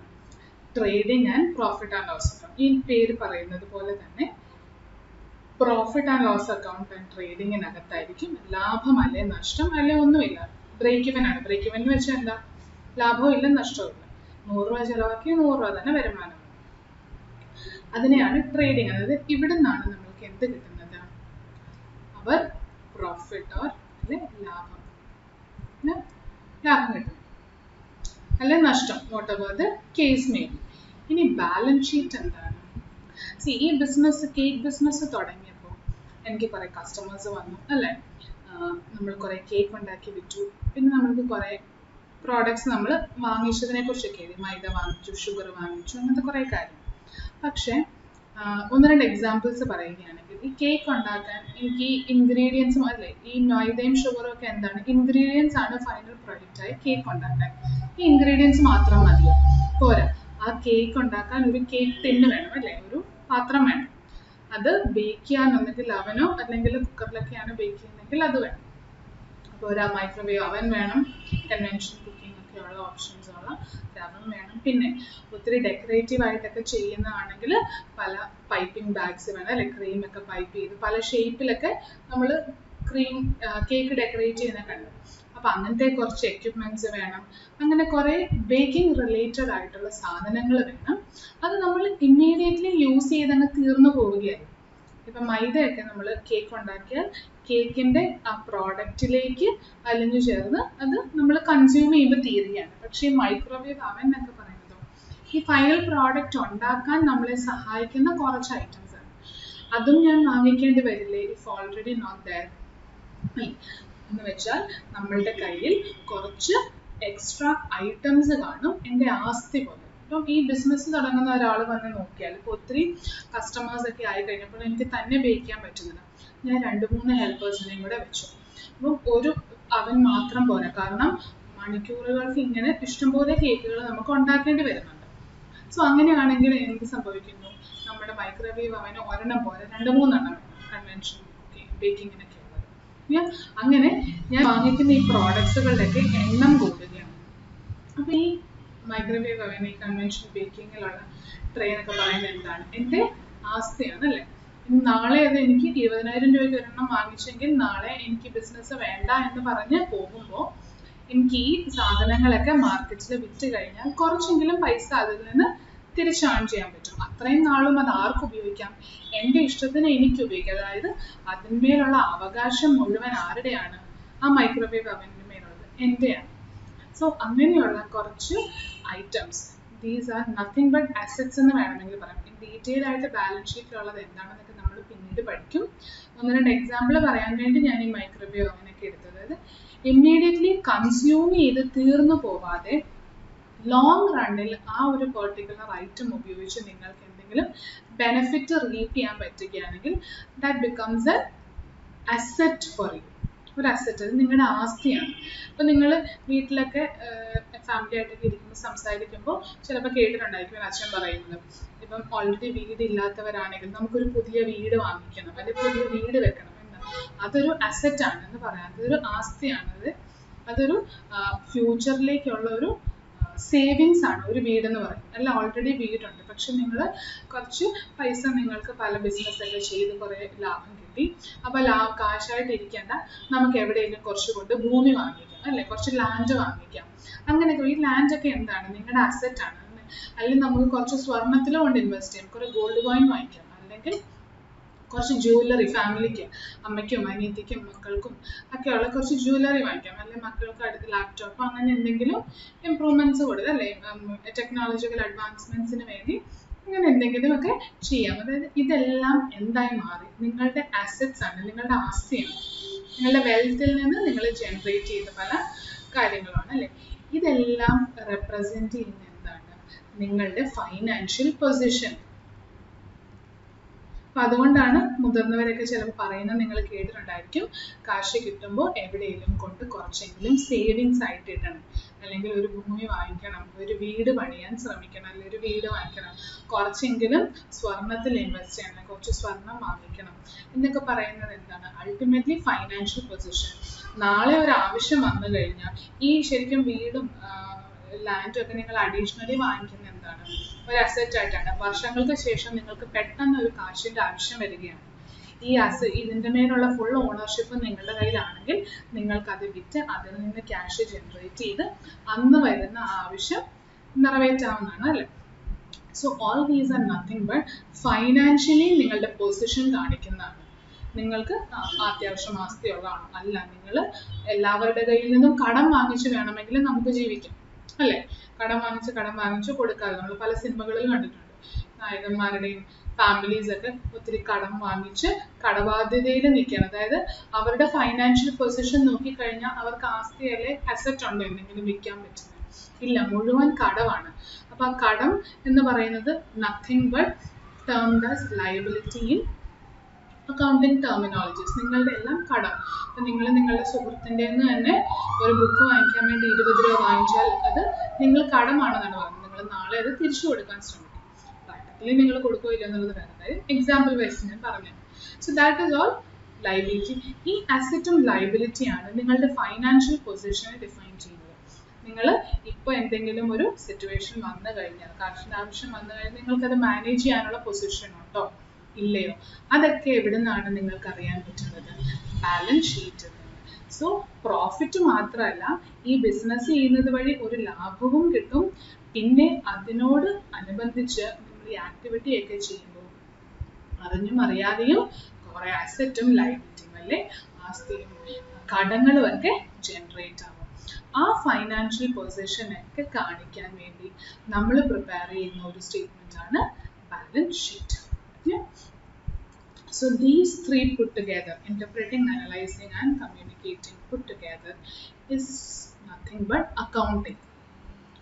Appo accounting combination aanu, but basically accounting just എഴുതുക മാത്രമല്ല, അതായത് ബുക്ക് കീപ്പിങ്ങിന്റെ പ്രൊസീജിയേഴ്സ് മാത്രമല്ല ഫോളോ ചെയ്യുന്നത്, അതിൻ്റെ കൂടെ ഈ റിസൾട്ട് ഇന്റർപ്രറ്റ് ചെയ്ത് അനലൈസ് ചെയ്ത് കമ്മ്യൂണിക്കേറ്റ് ചെയ്യുക. എന്താണ് കമ്മ്യൂണിക്കേറ്റ് ചെയ്യാന്ന് വെച്ചാൽ, ഇത് കണ്ടു കഴിഞ്ഞാൽ, ഈ പ്രോഫിറ്റ് ആൻഡ് ലോസ് അക്കൗണ്ട് കണ്ടു കഴിഞ്ഞാൽ വായിക്കാൻ പോകുന്ന ഒരാൾക്ക് മനസ്സിലാവും ആ കമ്പനി നഷ്ടത്തിലാണോ ലാഭത്തിലാണോ. ബാലൻസ് ഷീറ്റ് കണ്ടാലും ഓക്കെ, അസറ്റ് ഇത്രയായി കാണും, അല്ലേ, കുറെ 20 കോടിയുടെ ഒരു ലാൻഡ് ഇവർക്കുണ്ട്, കുറച്ച് കാറുണ്ട്, കടം വലുതായിട്ടൊന്നുമില്ല, ബാങ്കിൽ നിന്നൊന്നും ലോൺ എടുത്തിട്ട്. അപ്പൊ അതൊക്കെ കമ്മ്യൂണിക്കേറ്റ് ചെയ്യുന്നത് ഈ രണ്ട് സ്റ്റേറ്റ്മെന്റ്സിനാണ്, അവരുടെ ഫൈനാൻഷ്യൽ പൊസിഷനും പ്രോഫിറ്റും ലോസും. സോ ദാറ്റ് ഈസ് അക്കൗണ്ടിങ് എന്ന് വേണമെങ്കിൽ പറയാം.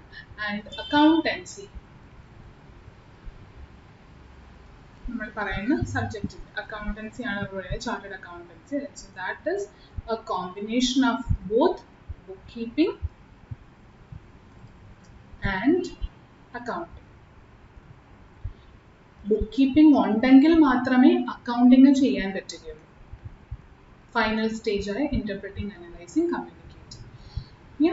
ബുക്ക് കീപ്പിംഗ് ഉണ്ടെന്ന് പറഞ്ഞാൽ അതിൻ്റെ അർത്ഥം അക്കൗണ്ടിങ് കംപ്ലീറ്റ് ആയി എന്നല്ല. Book keeping is merely representing everything and classifying and summarising. Final ഉദ്ദേശം അങ്ങനെ സമ്മറൈസ് ചെയ്ത് വെച്ചത് മാത്രമല്ല, ഈ ബിസിനസിന്റെ പൊസിഷൻ അറിയണം, ലാഭവും നഷ്ടവും, അതൊക്കെ ചെയ്യുന്നത് അക്കൗണ്ടിങ് എന്ന് പറയുന്ന ആക്ടിവിറ്റി. സോ ഇത് രണ്ടിന്റെയും കൂടെ കോമ്പിനേഷൻ ആണ് അക്കൗണ്ടൻസി എന്ന് പറയുന്നത്, book keeping plus accounting. So make sure you understand this. Book keeping is accounting എന്ന് പറഞ്ഞ ഡെഫിനിഷനിലെ ആദ്യത്തെ 3.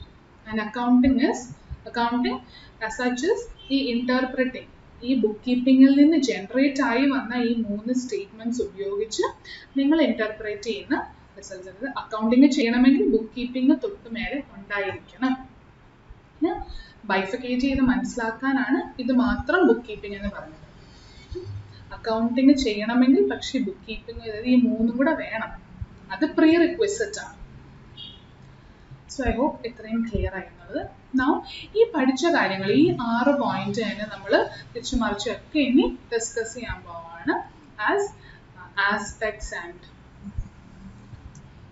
ഫങ്ഷൻസ്, ഒബ്ജക്റ്റീവ്സ് ഒക്കെ ഇതൊക്കെ നിങ്ങളുടെ ടെക്സ്റ്റിലുണ്ട്. മേക്ക് ഷുവർ നിങ്ങൾ സമയം കിട്ടുന്നത് പോലെ നിങ്ങളുടെ ടെക്സ്റ്റ് ഒന്ന് വായിച്ചു. ഇനി ആസ്പെക്ട്സ് ഓഫ് അക്കൗണ്ടിങ് എന്താണെന്ന് നമുക്കൊന്ന് ഡിസ്കസ് ചെയ്യാം. ഞാൻ പറഞ്ഞു ഓൾറെഡി, നമ്മൾ പറഞ്ഞ ഈ പോയിന്റ് ഒക്കെ തന്നെയാണ് നമ്മൾ പല രീതിയിൽ അതിനെ പ്രസന്റ് ചെയ്യുന്നു എന്നുള്ളത്. Aspects of accounting. ആസ്പെക്ട്സ് എന്ന് വെച്ചാൽ ഒരു കാര്യത്തിന് അല്ലെങ്കിൽ ഒരു സിറ്റുവേഷൻ നിങ്ങളുടെ ജീവിതത്തിൽ വന്നാൽ അതിന് 2 വശങ്ങളുണ്ടെന്ന് നമ്മൾ പറയും അല്ലേ. ഒരു നല്ല വശവും കാണും, ഒരു ചീത്ത വശവും കാണും. അത് മനസ്സിലാക്കാൻ പറ്റും.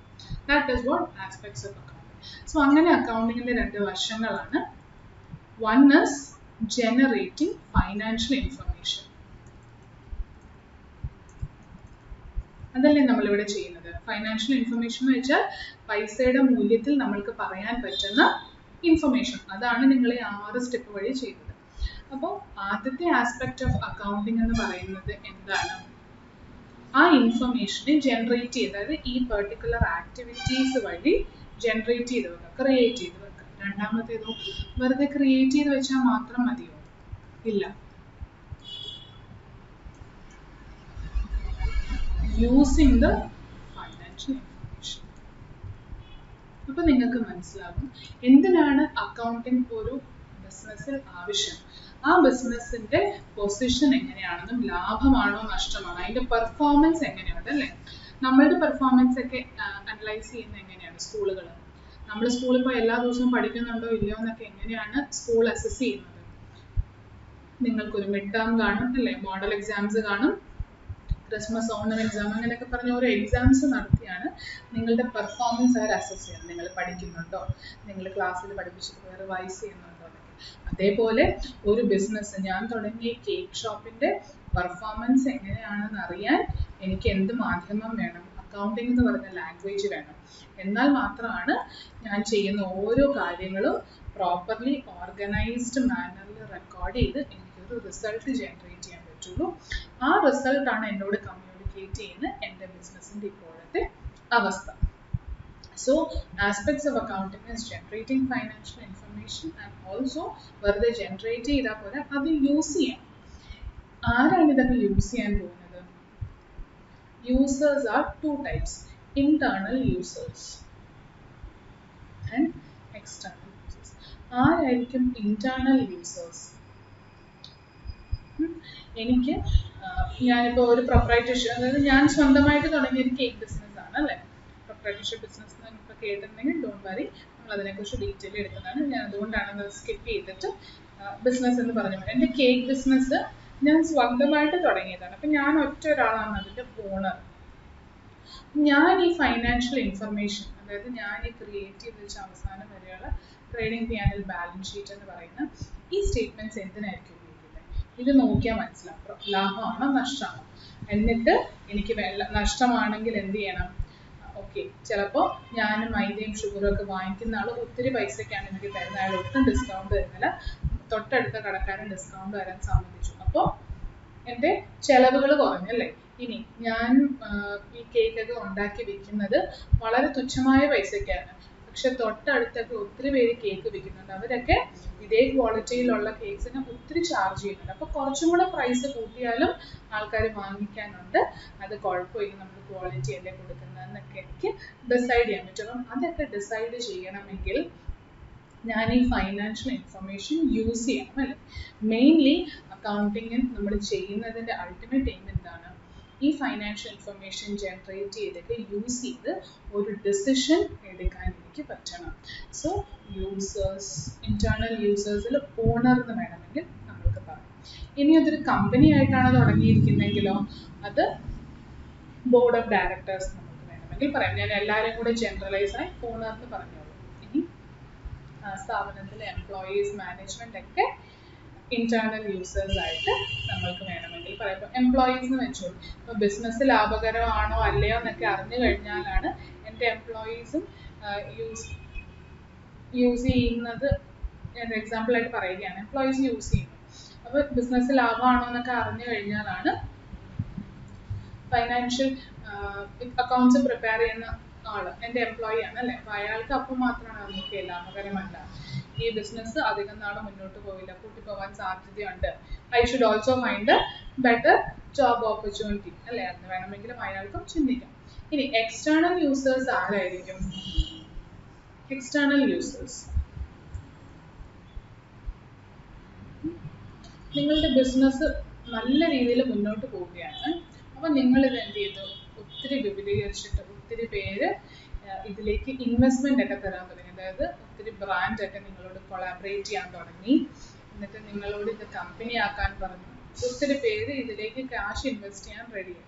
അല്ലെ, ഒന്ന് രണ്ട് വളരെ ഫേമസ് ആയിട്ടുള്ള ബ്രാൻഡ് വന്നിട്ട് പറഞ്ഞു, ഞങ്ങളും നിങ്ങളുടെ ഈ ബിസിനസ്സിലേക്ക് കുറച്ച് ഇൻവെസ്റ്റ്മെന്റ് തരാം, ഞങ്ങളും കൂടെ ഇതിൽ ചേരാം. But make sure you adhere to certain demands of ours. അപ്പോൾ അത് നമ്മൾക്ക് സാറ്റിസ്ഫൈഡ് ആണ്, നമ്മൾ മുന്നോട്ട് പോയിരിക്കാം.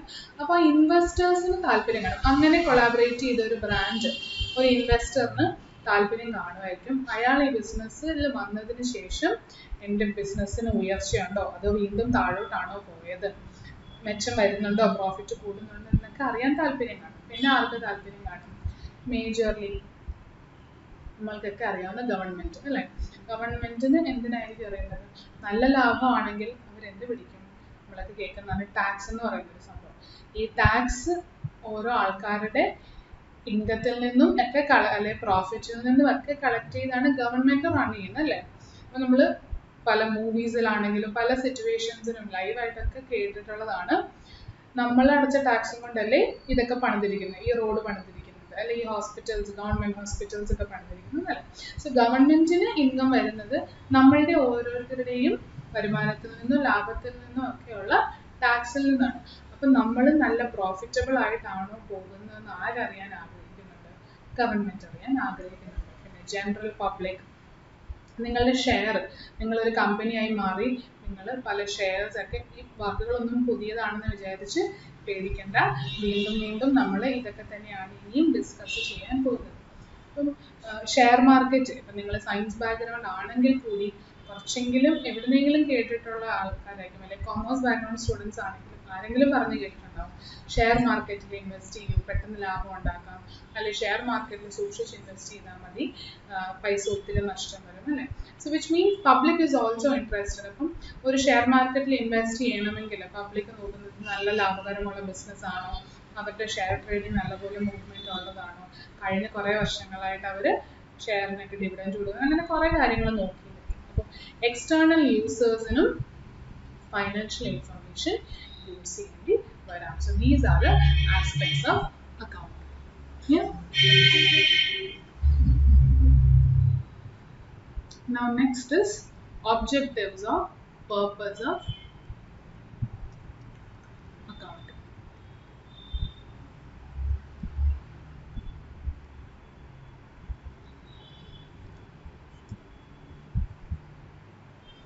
Objectives or purpose എന്ന് വെച്ചാൽ മറ്റൊന്നുമല്ല, ഈ അക്കൗണ്ടിംഗ് എന്ന് പറയുന്ന ഈ ലാംഗ്വേജ് അല്ലെങ്കിൽ ഈ ഒരു പ്രോസസ്സിന്റെ ലക്ഷ്യങ്ങൾ എന്താണ്? What are the aim?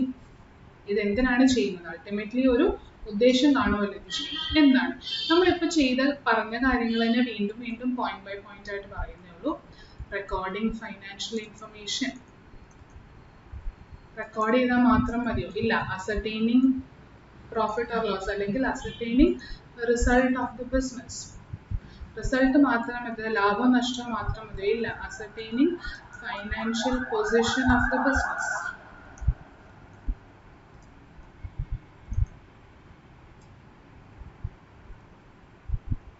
പിന്നെ ഡിസിഷൻ മേക്കിംഗ്. ഞാനിപ്പോൾ പറഞ്ഞ ഡിസിഷൻസ്, ഇനിയും ഇൻവെസ്റ്റ് ചെയ്യണോ, പുതിയ കൊളാബറേഷൻസിലേക്ക് വല്ലതും പോകണോ, അത് സ്വന്തമായിട്ട് തന്നെ കണ്ടിന്യൂ ചെയ്താൽ മതിയോ, കേക്സിന്റെ പ്രൈസ് കൂട്ടണോ, റോ മെറ്റീരിയൽ വാങ്ങിക്കുന്നത് വേറെ എവിടെയെങ്കിലും വാങ്ങണം, അങ്ങനെ പല ഡെസിഷൻ മേക്കിംഗ് അല്ലേ. So these are the objectives of purpose. അതായത് ലക്ഷ്യങ്ങൾ എന്ന് പറയുന്നത് നമ്മുടെ എയിം എന്താണ് അക്കൗണ്ടിങ് എന്ന് പറയുന്നത്. ഇതാണ് ഞാൻ പറഞ്ഞത്, നമ്മൾ പറഞ്ഞ പോയിന്റ് തന്നെയാണ് വീണ്ടും വീണ്ടും നമ്മൾ എഴുതി വെക്കുന്നത്. So if you can understand the theory of ഡെഫിനേഷനും ഈ ചാപ്റ്റർ, അതായത് ഫസ്റ്റ് ചാപ്റ്റർ തിയററ്റിക്കൽ ഫ്രെയിംവർക്കിലെ ഫസ്റ്റ് ചാപ്റ്റർ വളരെ ഈസി ആൻഡ് സ്ട്രെയിറ്റ് ഫോർവേഡ് ആണ്. These are the objectives of accounting. Next are functions of accounting.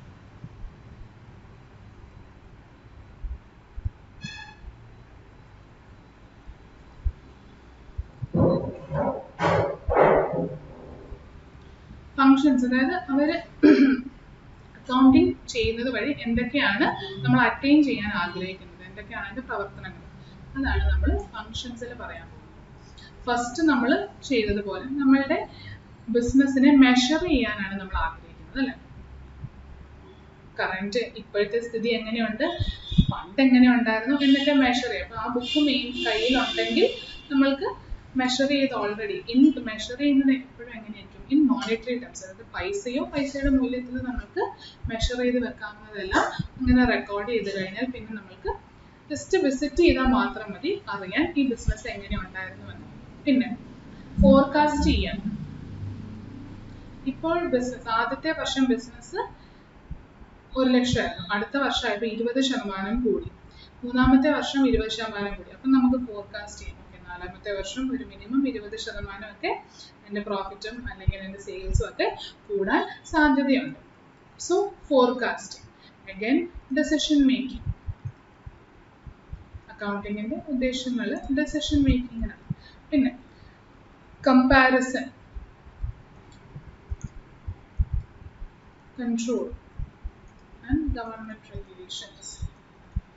വീണ്ടും പറഞ്ഞ കാര്യങ്ങൾ തന്നെയാണ്. കമ്പാരിസൺ നിങ്ങൾക്ക് ഫോർകാസ്റ്റിങ്ങിൽ നമ്മൾ എടുത്ത എക്സാമ്പിൾ തന്നെ നിങ്ങളുടെ തന്നെ ബിസിനസ്സുമായിട്ട് കഴിഞ്ഞ വർഷങ്ങളുമായിട്ട് കമ്പയർ ചെയ്യാം, അല്ല നിങ്ങളുടെ പോലെ തന്നെ ബിസിനസ്സുള്ള തൊട്ടടുത്തൊരു ബിസിനസ്സുമായിട്ട് നിങ്ങൾക്ക് കമ്പയർ ചെയ്യാം. അവർ ഒത്തിരി അടുത്ത് ബ്രാഞ്ച് തുടങ്ങുന്നു, അവർ ഭയങ്കരമായിട്ട് വിപുലീകരിച്ചുകൊണ്ടിരിക്കുകയാണ്. എന്തുകൊണ്ടായിരിക്കും, എന്താണ് നമ്മൾ ചെയ്യുന്നതിലും നല്ലതായിട്ട് അവർ ചെയ്യുന്നത്, അപ്പം നിങ്ങൾക്ക് കമ്പയർ ചെയ്യാൻ പറ്റും. അതിനൊക്കെ ഈ അക്കൗണ്ടിങ് ഒരു പരിധി വരെ സഹായിക്കുന്നതാണ്. Control, internal control checks. Internal control checks എന്നൊക്കെ പറഞ്ഞത് കുറച്ച് പുതിയ വാക്കായിരിക്കും. ഒന്നുമില്ല, നിങ്ങൾ കൺട്രോൾ എവിടെയൊക്കെ വരുത്തണമെന്ന് ഒരു പരിധി വരെ അക്കൗണ്ടിങ് നിങ്ങളെ അറിയിക്കും. ഇപ്പോൾ ഞാൻ പറഞ്ഞ എക്സാമ്പിളിൽ നമ്മൾ പറഞ്ഞു മൈദയൊക്കെ നമ്മൾ വാങ്ങിക്കുന്ന ഒരു പെർട്ടിക്കുലർ ആളുടെ കയ്യിൽ നിന്ന് അയാൾ ഭയങ്കര റേറ്റിലാണ് സാധനങ്ങൾ നിങ്ങൾക്ക് തരുന്നത്.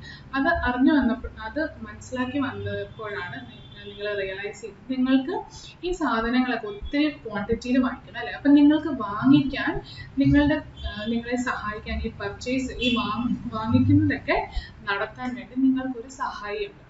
അയാളും ആ പെർട്ടിക്കുലർ കടക്കാരനും തമ്മിൽ ഒരു എഗ്രിമെന്റ് ആണ്.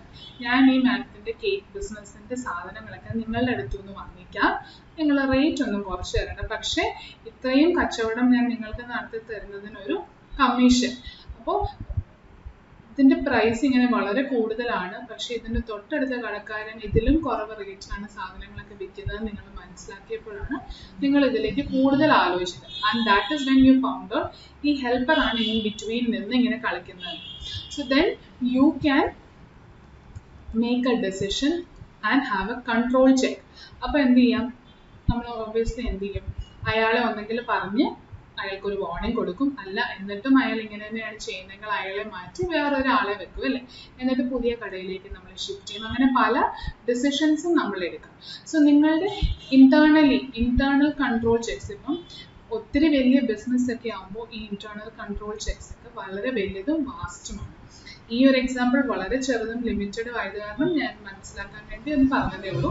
നിങ്ങൾക്ക് ഈ സാധനങ്ങളൊക്കെ വാങ്ങിച്ചു തരാൻ ഹെൽപ്പ് ചെയ്യുന്ന ആൾ തന്നെ ഒരു കളത്തരം കാണിച്ചാൽ ഈ അക്കൗണ്ടിങ് വഴി നിങ്ങൾക്ക് മനസ്സിലായി ആ സാധനങ്ങൾ വാങ്ങിച്ചതിന്റെ പ്രൈസ് കൂടുതലാണ്, അതിന്റെ റീസൺ അന്വേഷിച്ച് പോയപ്പോഴാണ് ഈ കള്ളത്തരം നിങ്ങൾ കണ്ടുപിടിച്ചത്. So accounting helps you in checking your control system. ആർക്കൊക്കെ ചുമതല ഏൽപ്പിക്കണം എന്നൊക്കെ നിങ്ങൾക്ക് ഒരു പരിധി വരെ ഡിസിഷൻസ് എടുക്കാൻ പറ്റും. പിന്നെ ഗവൺമെന്റിന് ഈ അക്കൗണ്ടിങ് വഴിയാണ് ഞാൻ പറഞ്ഞത് ഇൻഫർമേഷൻ പോകുന്നത്. ഈ ബിസിനസ് നല്ലൊരു ബിസിനസ് ആണോ, ഇതിന് എന്തെങ്കിലും സബ്സിഡീസ് ഒക്കെ കൊടുക്കേണ്ട ആവശ്യമുണ്ടോ, ഇതിനെ പ്രൊമോട്ട് ചെയ്യണോ, ഇതിൽ നിന്ന് ടാക്സ് ഒക്കെ കറക്റ്റ് ആയിട്ട് വരുന്നുണ്ടോ എന്നുള്ള കാര്യങ്ങളൊക്കെ അക്കൗണ്ടിങ് പ്രോപ്പർലി മെയിൻറ്റെയിൻ ചെയ്താൽ മാത്രമാണ് നമ്മൾക്ക് അറിയാൻ പറ്റുകയുള്ളൂ. സോ നമ്മൾ പറഞ്ഞ 6 പോയിന്റ്സ് തന്നെയാണ് വീണ്ടും വീണ്ടും നമ്മൾ പല രീതിയിലും ഈ ചാപ്റ്ററിൽ പഠിക്കുന്നത്. So if you can remember these 6 points, that is well and good enough. So I'll repeat again: recording, classifying and summarizing. Recording എന്ന് വെച്ചാൽ ട്രാൻസാക്ഷൻസ് ഓരോ ആക്ടിവിറ്റിയും നടക്കുന്നതനുസരിച്ച് അതേ സീക്വൻസിൽ ഓർഡറിൽ നിങ്ങളൊരു ബുക്കിലേക്ക് എഴുതി പോകുന്നു. ആ ബുക്കിലേക്ക് എഴുതുന്നതാണ് ജേർണൽ എന്ന് പറയുന്നത്. രണ്ടാമത്തേത് ക്ലാസിഫൈങ്. ക്ലാസിഫൈങ് എന്ന് വെച്ചാൽ എന്താണ്, ഓരോ പർട്ടിക്കുലർ നേച്ചറിലുള്ള ആക്ടിവിറ്റി നിങ്ങൾ ക്ലാസിഫൈ ചെയ്ത് വെക്കുകയാണ്. സോ ദാറ്റ് നിങ്ങൾക്ക് ഫ്യൂച്ചറിൽ ഒരു കമ്പാരിസൺ നടത്തണം എങ്കിൽ എളുപ്പമാണ്. എക്സാമ്പിൾ ആയിട്ട് നമ്മൾ പറഞ്ഞത് ഷുഗർ അല്ലെ മൈദ എത്ര ഒരു വർഷം ഒരു മാസം നമ്മൾ പർച്ചേസ് ചെയ്യുന്നുണ്ടെന്ന് അറിയണമെങ്കിൽ ഒറ്റയടിക്ക് അവരുടെ ആ ലെഡ്ജറിൽ പോയി ക്ലാസിഫൈ ചെയ്ത് വെച്ചിരിക്കുന്ന ആ അക്കൗണ്ടിൽ പോയി നോക്കിയാൽ മതി. So classifying is ledger preparation. ഇനി ഈ മൈദയുടെയും ഷുഗറിന്റെയും മാത്രം കാര്യം അറിഞ്ഞാൽ പോരാ, ഈ കേക്ക് ബിസിനസ് ചെയ്യുന്നത് വഴി എനിക്ക് സംഭവിച്ചിട്ടുള്ള ബിസിനസ് ആസ് എ ഹോൾ എനിക്കൊന്ന് സമ്മറൈസ് ചെയ്തറിഞ്ഞു. അതാണ് ട്രയൽ ബാലൻസ്. ഈ മൂന്നും കൂടെ കമ്പൈൻ ചെയ്യുന്നതാണ് book keeping. So book keeping is nothing but A systematic way of recording transactions in an order. Recording, classifying and summarising. ഇനി സമ്മറൈസ് ചെയ്ത് വെച്ചാൽ മാത്രം പോരാ, ഈ ബിസിനസ്സിൽ നിന്ന് ലാഭമാണോ നഷ്ടമാണോ എന്ന് അറിയണം. അതോടൊപ്പം എൻ്റെ ഫൈനാൻഷ്യൽ പൊസിഷൻ എന്താണ്, അതായത് എൻ്റെ ആസ്തിയും എൻ്റെ കടങ്ങളും ഒക്കെ എത്രയാണെന്നും എനിക്കറിയണം. അതിന് നമ്മൾ എടുക്കുന്ന അല്ലെങ്കിൽ അതിന് നമ്മളെ ഹെൽപ്പ് ചെയ്യുന്ന ആക്ടിവിറ്റീസ് ആണ് interpreting, analysing and communicating, and that is done through trading and profit and loss account and balance sheet. And these 3 activities are collectively known accounting. Accounting in എപ്പോഴും prerequisite ആയിട്ട് ഒരു സ്ട്രോങ് ബുക്ക് കീപ്പിംഗ് വേണം. പക്ഷേ book keeping ആണ് base. Book keeping summarising കൊണ്ട് തീരുകയാണ്, accounting അടുത്ത പടിയാണ്. എന്നാൽ അക്കൗണ്ടിങ് ചെയ്യണമെങ്കിൽ ബുക്ക് കീപ്പിംഗ് തൊട്ട് മുമ്പേ ഉണ്ടായിരിക്കണം. And accountancy എന്ന് പറയുന്നത് it's a combination of bookkeeping and accounting together. Aspects of accounting നമ്മൾ പറഞ്ഞു എന്തൊക്കെയാണ് ഇതിന്റെ വശങ്ങൾ, അക്കൗണ്ടിങ്ങിന്റെ വശങ്ങൾ. അത് ഇൻഫർമേഷൻ ജനറേറ്റ് ചെയ്യണം. ജനറേറ്റ് ചെയ്താൽ മാത്രം പോരാ, ഇത് പലരും യൂസ് ചെയ്യണം, internal and external uses. Then we discussed objective and functions of accounting. ഇനി അക്കൗണ്ടിങ്ങിന് കുറച്ച് സബ് ഫീൽഡ്സ് നിങ്ങളുടെ ടെക്സ്റ്റിൽ പറയുന്നുണ്ട്, അതും കൂടി ജസ്റ്റ് നമ്മൾക്കൊന്ന് പറയാം. And with that we will close this chapter. You have the differences between bookkeeping and accounting. അപ്പോൾ അതൊക്കെ നിങ്ങൾക്ക് നമ്മൾ ഈ പറഞ്ഞ പോയിന്റ്സ് ഒക്കെ തന്നെയാണ്, കുറച്ചുകൂടെ എലാബറേറ്റ് ആയിട്ട് തന്നിട്ടുണ്ടെന്നേ ഉള്ളൂ. So you can go ahead and read these as.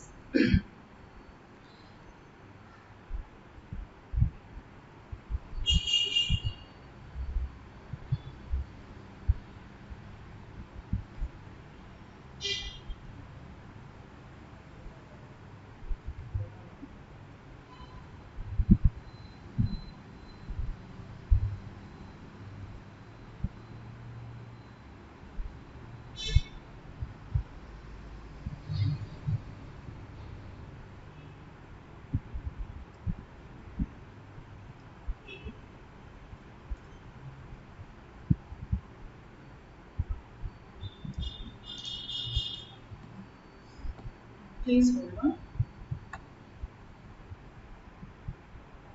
Yeah, subfields of accounting. അഞ്ച് സബ്ഫീൽഡിങ്സിനെ കുറിച്ച് നിങ്ങളുടെ ടെക്സ്റ്റിൽ പറയുന്നത്.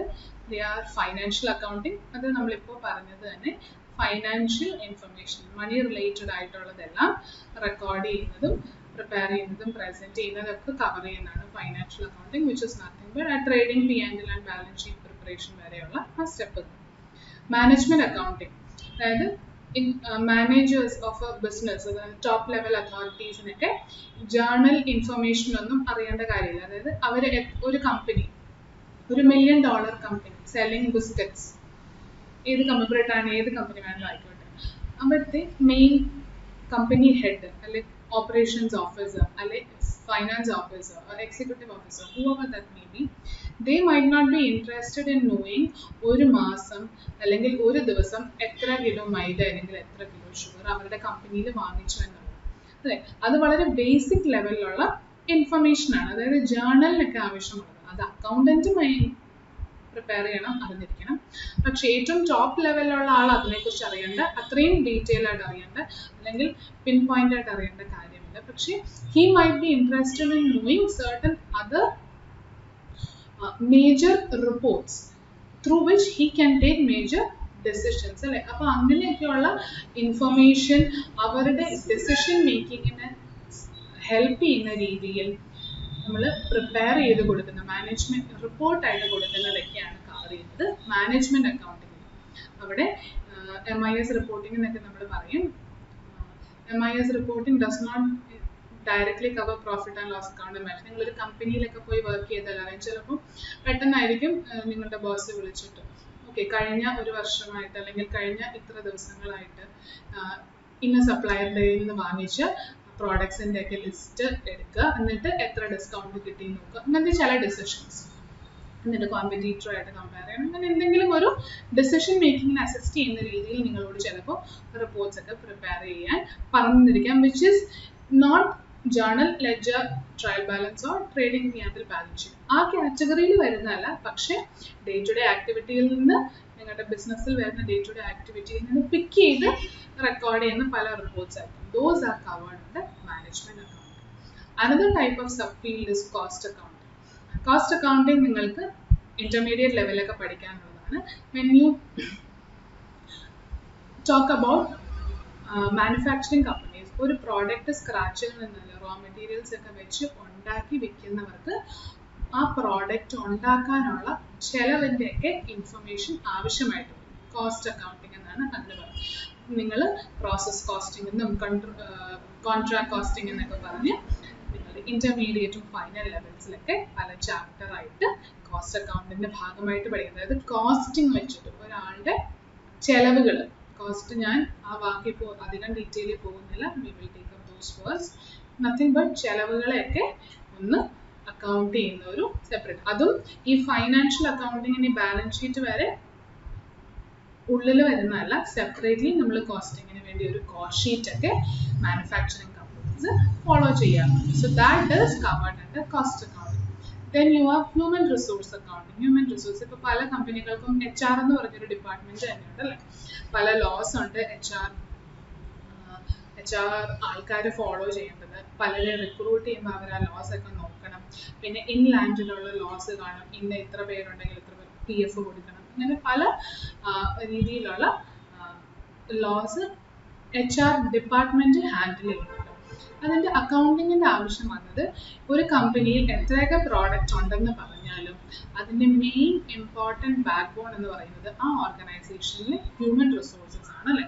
അപ്പോൾ കൺവെൻഷണൽ ഒരു മെത്തേഡ്സിൽ നമുക്ക് ഒരിക്കലും ഹ്യൂമൻ റിസോഴ്സസിന് നമ്മളെ ഒന്നും വാല്യൂ ചെയ്യാൻ പറ്റുമോ, ഞാൻ ഇത്ര വർത്തുള്ള വർക്കാണ് അവർക്ക് ചെയ്ത് കൊടുക്കുന്നത്, എനിക്ക് സാലറി തരുന്നത് പറയാം, പക്ഷേ എൻ്റെ വർത്ത് അതാണെന്ന് അവർക്ക് നിശ്ചയിക്കാൻ പറ്റുമോ? ഇല്ല. You can not put it into normal conventional accounting practice. Therefore, human resource accounting is separate field. And then you have social responsibility accounting. Social responsibility, ഇപ്പോൾ കോവിഡ് വന്നുകൊണ്ടിരിക്കുകയാണ് അല്ലേ, അപ്പോൾ കോവിഡ് വന്ന് പലയിടത്തും പാൻഡമിക് സിറ്റുവേഷൻ ഒക്കെ കൂടിക്കാണെങ്കിൽ അപ്പോൾ ഒരു കമ്പനിയൊക്കെ ആയാൽ ഒരു പരിധി വരെ സോഷ്യൽ കോസസിന് വേണ്ടി, അതായത് സാമൂഹിക പ്രതിബദ്ധതയൊക്കെ വേണമെന്നൊക്കെ നമ്മൾ പറയുന്നത്. അപ്പോൾ സമൂഹത്തിന് വേണ്ടി എന്തെങ്കിലുമൊക്കെ നല്ല കാര്യങ്ങൾ നമ്മൾ ചെയ്യണം. ഈ ബിസിനസ് ചെയ്യുന്നതിനോടൊപ്പം കുറച്ച് പോർഷൻ ബിസിനസ്സിൻ്റേത് സമൂഹത്തിന് വേണ്ടി മാറ്റിവെക്കണം എന്നൊക്കെ കമ്പനീസിന് റൂൾസ് ആൻഡ് റെഗുലേഷൻസ് ഒക്കെ ഉണ്ട്. അപ്പോൾ അങ്ങനെയുള്ള സോഷ്യൽ റെസ്പോൺസിബിലിറ്റി ഡിമാൻഡ് മെയിൻറ്റെയിൻ ചെയ്യാൻ വേണ്ടി അവർ എന്തെങ്കിലുമൊക്കെ ചെയ്യുന്നുണ്ടെങ്കിൽ അത് അക്കൗണ്ട് ചെയ്യുന്ന വിങ്ങാണ് സോഷ്യൽ റെസ്പോൺസിബിലിറ്റി അക്കൗണ്ടിങ്. അപ്പം നിങ്ങളിത് തിയറട്ടിക്കലി മാത്രം അറിഞ്ഞാൽ മതി, ഇൻ ഡീറ്റെയിൽ ഒന്നും പോകേണ്ട കാര്യമില്ല. കോസ്റ്റ് അക്കൗണ്ടിങ് ഒക്കെ നിങ്ങൾക്ക് intermediate level കാണും. Management accounting, when you go and start working in a company, you will automatically be learning as part of on the job training. പക്ഷെ നമ്മൾ പഠിക്കാൻ പോകുന്നത് ഇൻ അക്കൗണ്ടിങ്, ഫൈനാൻഷ്യൽ അക്കൗണ്ടിങ് തന്നെയാണ്. പക്ഷെ ഇങ്ങനെ പല സബ് ഫീൽഡ്സ് ഉണ്ട്, പുതിയത് വന്നുകൊണ്ടിരിക്കുന്ന മാറ്റങ്ങൾ എന്നൊക്കെ നിങ്ങളൊന്ന് അറിഞ്ഞു നോക്കുക. അപ്പോൾ ഇത്രയും പോയിന്റ്സ് ആണ് ഈ യൂണിറ്റ് 1-ൽ വളരെ ഇമ്പോർട്ടൻ്റ് ആയിട്ടുള്ളത്. സോ ഐ ഹോപ്പ് ബാക്കിയുള്ളതൊക്കെ നിങ്ങൾക്ക് സമയം പോലെ അക്കൗണ്ട്സ് ആൻഡ് എക്കണോമിക്സ് ആയിട്ടുള്ള relation, if you have time you can go through it. Exam point of വ്യൂവിൽ കൂടുതലും വരാൻ സാധ്യതയുള്ള ഏരിയാസ് ഒക്കെയാണ് നമ്മൾ കവർ ചെയ്യുന്നത്. So make sure you understand these concepts thoroughly. എന്നിട്ട് നിങ്ങൾ MCQ ക്വസ്റ്റ്യൻ്റെ അവസാനമുള്ളതൊന്ന് വർക്ക്ഔട്ട് ചെയ്യുക. ഞാനിപ്പോൾ MCQs ഒന്നും ചെയ്യിപ്പിക്കുന്നില്ല. നമ്മൾക്ക് ഈ ഒരു ചാപ്റ്റർ തിയററ്റിക്കൽ ഫ്രെയിംവർക്ക് എന്ന് പറയുന്ന ഫുൾ ചാപ്റ്റർ എല്ലാ യൂണിറ്റ്സും ബേസിക് എല്ലാം കഴിഞ്ഞ് കഴിയുമ്പോൾ we will discuss. Or 1-2 chapters കഴിഞ്ഞ് നമ്മൾ പ്രോപ്പർ അക്കൗണ്ട്സിലേക്ക് ഇറങ്ങി കഴിയുമ്പോൾ, കോൺസെപ്ച്വൽ ക്ലാരിറ്റിയിലേക്ക് പോയി കഴിയുമ്പോൾ we will start taking up MCQs and theory questions. ഇപ്പോൾ ഈ ഒരു ചാപ്റ്റർ നിങ്ങൾക്ക് അക്കൗണ്ടിങ്ങിനെ കുറിച്ച് ഒരു ഐഡിയ തരാൻ വേണ്ടി മാത്രമുള്ള ചാപ്റ്ററാണ്. സോ നിങ്ങൾ ഇത്രയും പഠിച്ച കാര്യങ്ങൾ ഒന്ന് റിക്കളക്ട് ചെയ്യാൻ ശ്രമിക്കുക ബിഫോർ നെക്സ്റ്റ് ക്ലാസ്. ഇനി ഈ ബേസിക്സിനെ കുറിച്ച് ആയിരിക്കുകയാണ്. ഈ ബേസിക്കിൻ്റെ അടുത്ത ലെവൽ പല ടേംസ് നമ്മൾ ഇനി പഠിക്കാൻ പോകുന്നുണ്ട്. പല അക്കൗണ്ടിങ് കോൺസെപ്റ്റ്സ് യൂണിവേഴ്സലി അക്സെപ്റ്റ് ചെയ്യുന്നതിനെ കുറിച്ചൊക്കെ നമ്മൾ പഠിക്കാൻ പോവുകയാണ്. എന്നിട്ട് സ്ലോലി നമ്മൾ അക്കൗണ്ട്സ് എന്ന് പറയുന്ന chapter with practical problems with numbers we are going to start learning from next class onwards. So if you have any doubts till what we have learned today, please make a note of all those and keep aside. We will surely take up a doubt clearing section very soon once we finish few of the units. So till we meet again, stay safe.